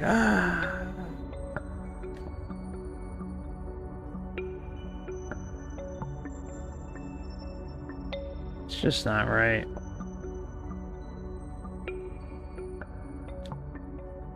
Just not right.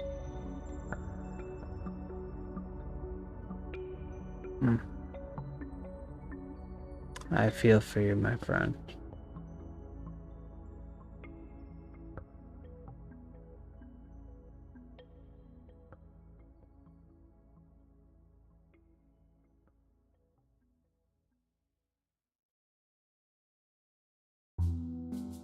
Braxis said earlier, I was born on the 8th in Colorado Boulevard at Rose Hospital when I rose from the womb.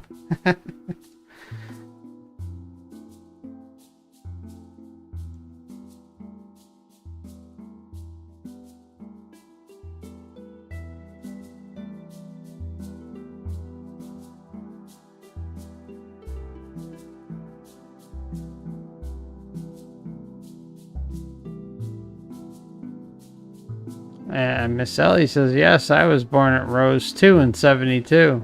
Wow. Got a connection there.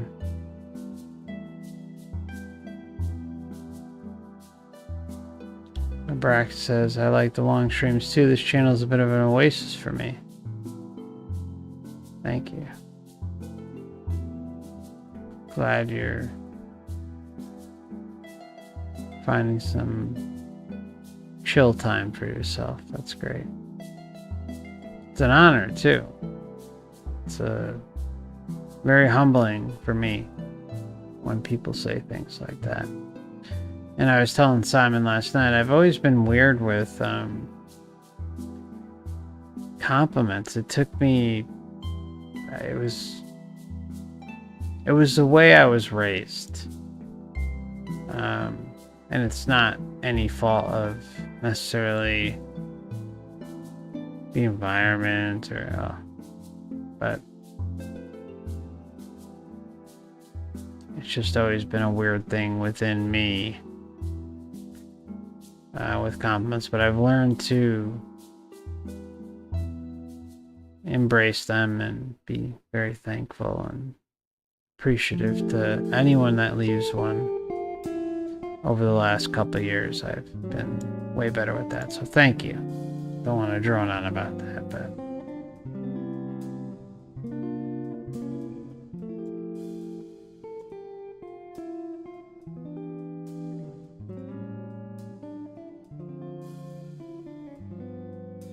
okay.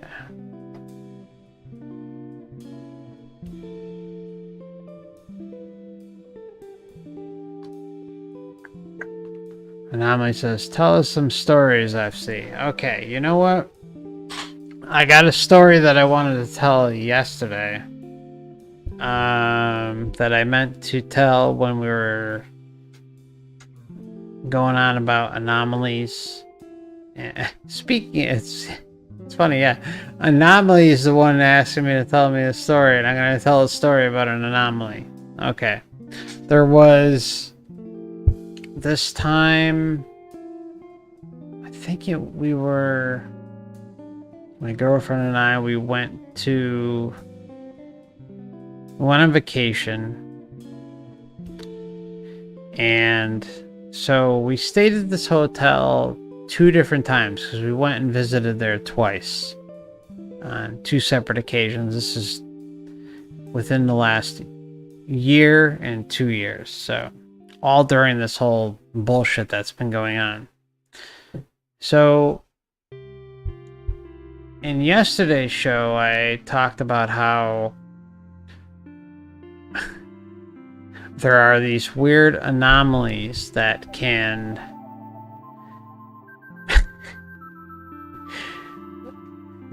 basically, they're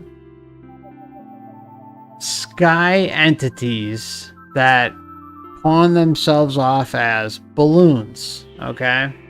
But they shapeshift and change different, sometimes they'll slightly change different color, different obviously shape, and turn into something else. And so the first visit we went there, we had the same view both times, but the first time we went there, we saw one of these weird balloons that kept changing shape,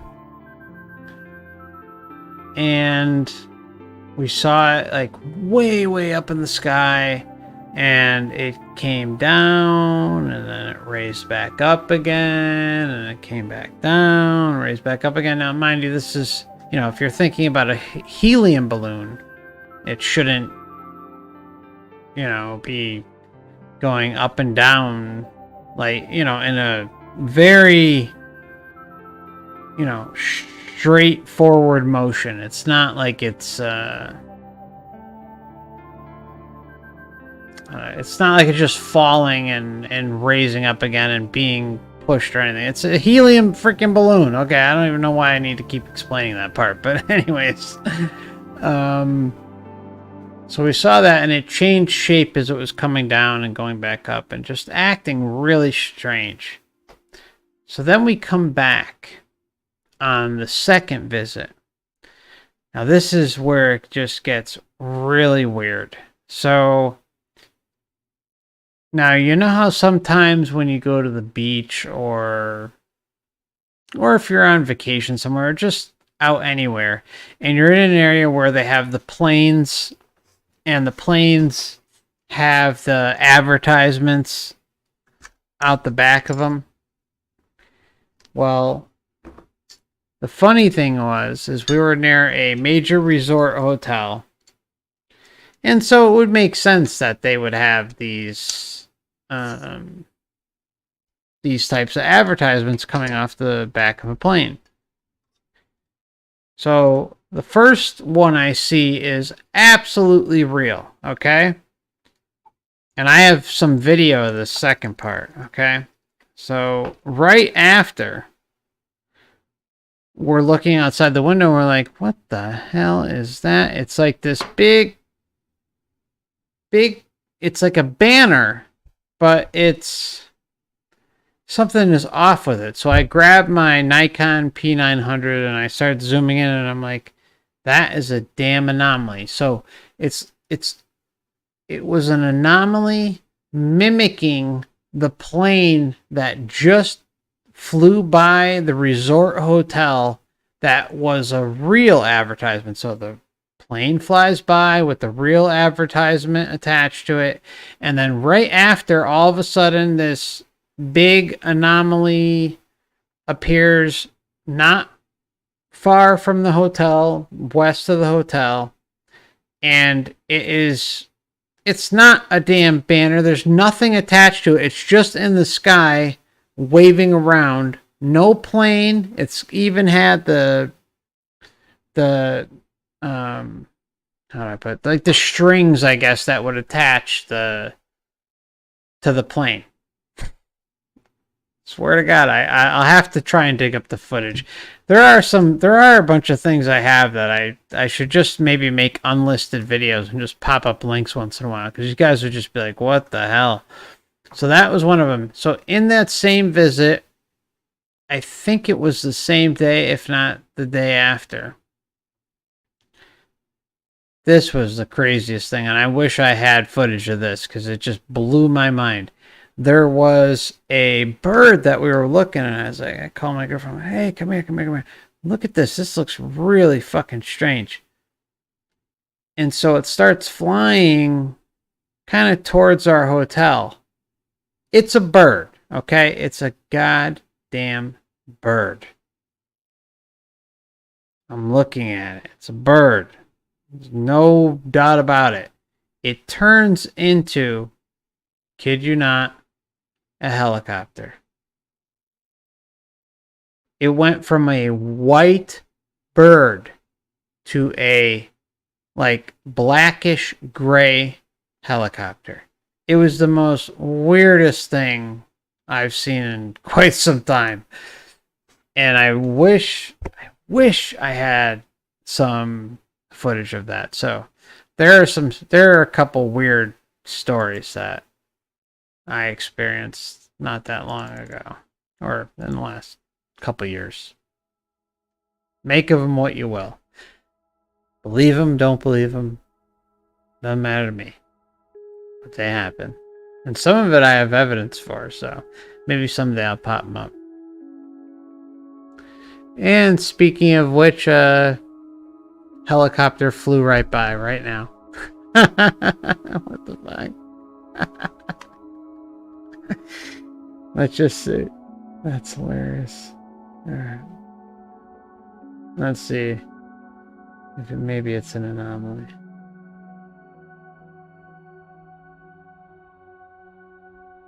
Alright, okay, at least it's alright, at least it pops up on radar. I was thinking, oh, maybe it's another anomaly. It's not. Anyways. Brent says, sounds like some real good drugs. Just, FC, just kidding. Yeah, I know, right? You would think. It's the craziest shit. Crazy.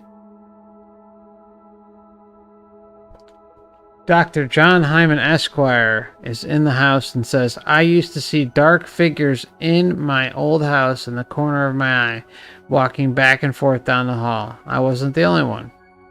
Very common, my friend. Leave the racks. Take the cannoli. John. John, I've been tempted to introduce my audience to Rax. I've been very tempted to even do a video on him because of alright, we'll just leave it at that. Want a little truth about my extracurricular YouTube viewing habits? I like to watch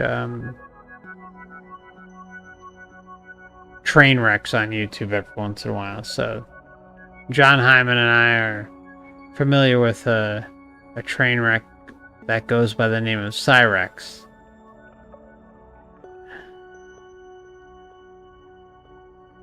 Okay, let's see.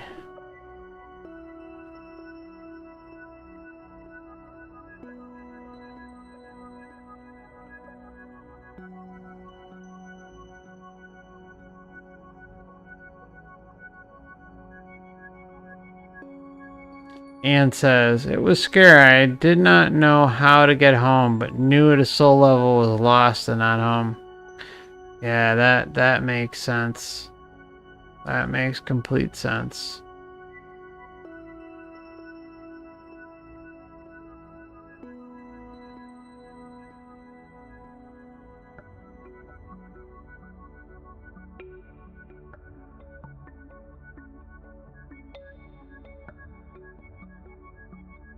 See, like, even, you know, we all talk together and enjoy bouncing ideas off one another and sharing our experiences with one another, but, you know, for all the comments I receive from you guys, I get just as much satisfaction and, I guess, grounding as I hope you do.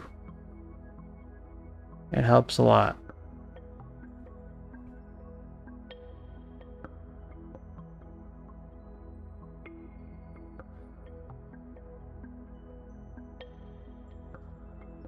Okay, so Sand says to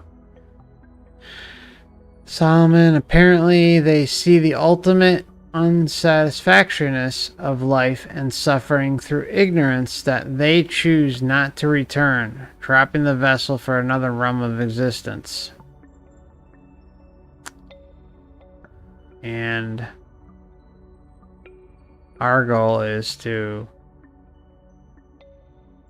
build our own realm of existence and not be under any control or force to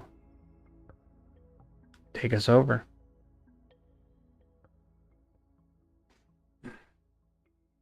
And keep us here or keep us recycling here or whatever the case may be.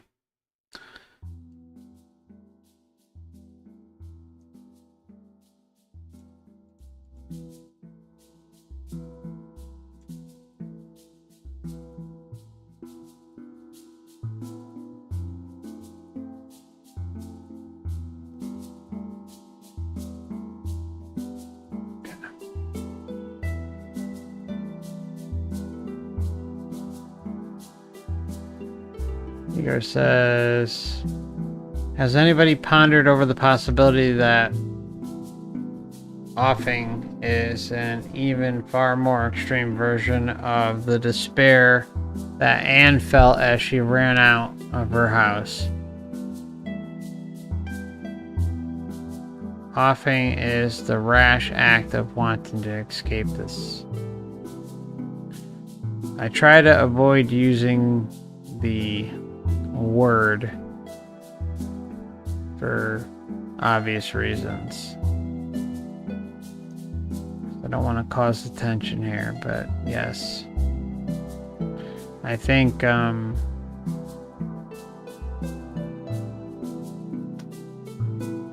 alright, so what I'll say about that, Solomon, is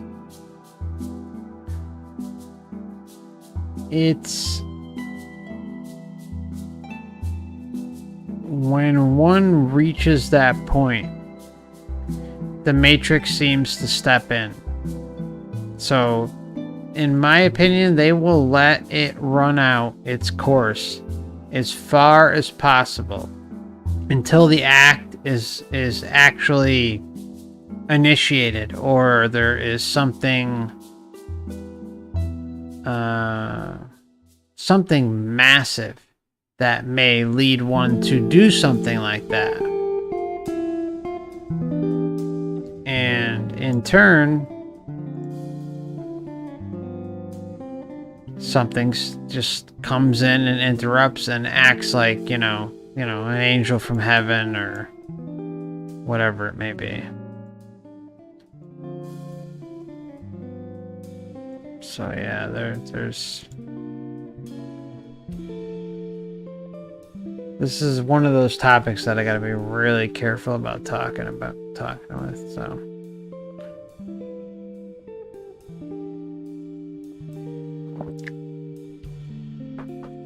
Ian says, this realm could be beautiful experience for us all. My gut says it's been hijacked somehow. I've been here before and know it. Yep, same here.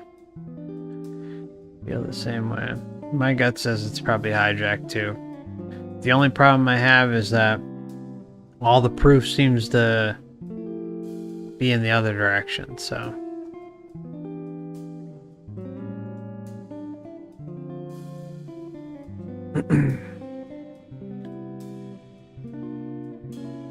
Solomon, have a good one, my friend.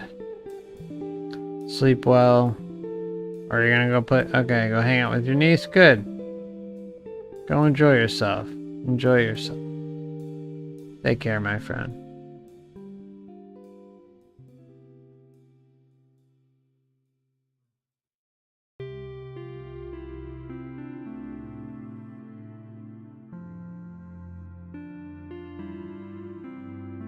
Yeah, I'm probably gonna head out soon myself, too. Anne says, I saw a flock of birds completely disappear before my eyes in the sky. This was on a clear blue day with no clouds that freaked me out for days afterwards. Yeah, it's crazy, Anne. I see that a lot. So, you know what I would say to you? I know it's weird when you first experience it, but just go out and embrace it, because it's interesting. I find when you just kind of open yourself up to something like that, this realm will start to further reveal itself in all sorts of weird ways. Like, you can walk out probably every day and experience something different. Or not even necessarily different, but something unique and fun. It just makes it a little more interesting here. So I haven't found anything negative about those experiences. I just think they're interesting. So, but yeah, they're really weird though in the beginning. Because they're like, whoa, And the only reason they're weird, Anne, is because we were so conditioned to think in a certain direction with all of this stuff. So, oh yeah, no. Well, when you finally figure out that you're in basically a virtual reality, and the body is just rendering this weird experience around us, then, birds appearing and vanishing out of nowhere on a clear blue sky, will do that.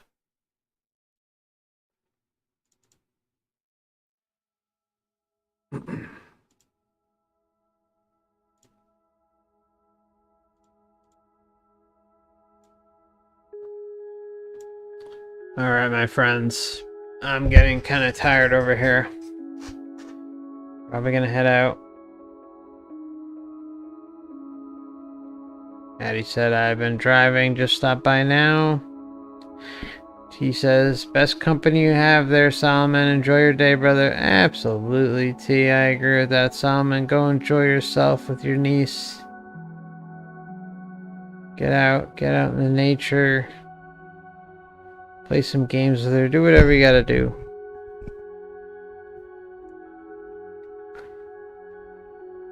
And says, a realm of no death, no pain, no sorrow, no animal slaughter, no poverty, and no old age. Heaven on earth where we prize truth, beauty, health, and abundance. Yes. Ah, the scenery around Earth is so cool. So beautiful. It just sucks we couldn't spend an incarnation fully in that and being raised in that. I think that's I think growing up with the modern day luxuries of having electricity, heat, air conditioning, hot water, cold water, all that stuff. You know, it makes it so we only know that, right? Kind of puts us in a position where we're used to those luxuries, and you know, like, we'll budge on a lot of things, but at least for me, I don't know about you guys, you know, maybe my health plays a role with some of this stuff, but I like I like having my air conditioning, I like having my electricity, I like having my heat.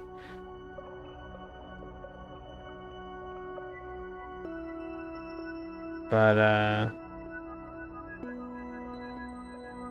I always ask myself, like, what if I didn't grow up with that? What if you didn't grow up with that? You wouldn't know any different, so you'd be used to it. I'd be used to it. And who knows how we would have experienced this place. I think one of the weirdest things, too, about humanity is you look at animals, and animals are able to adapt to their environment very easily. But us as humans, well, it's not really like that. We're kind of, you know, more sensitive and prone to environmental bullshit. Whereas, you know, a bird picks a tree and builds a nest and it's fine. Bear finds a cave and hibernates for the winter. But us, no, we're sensitive little princesses. You know, I mean, come on. So, yeah, it just makes me wonder how much our genetic makeup has been messed with. And, you know, if you grew up in a completely different environment, then you wouldn't know any different. And you would just be living off the land, and it would be what it is, so. All right. Good night, Miss Ellie. I hope you sleep well. Ann Pearson says, a Truman Show reality where it just rains on us.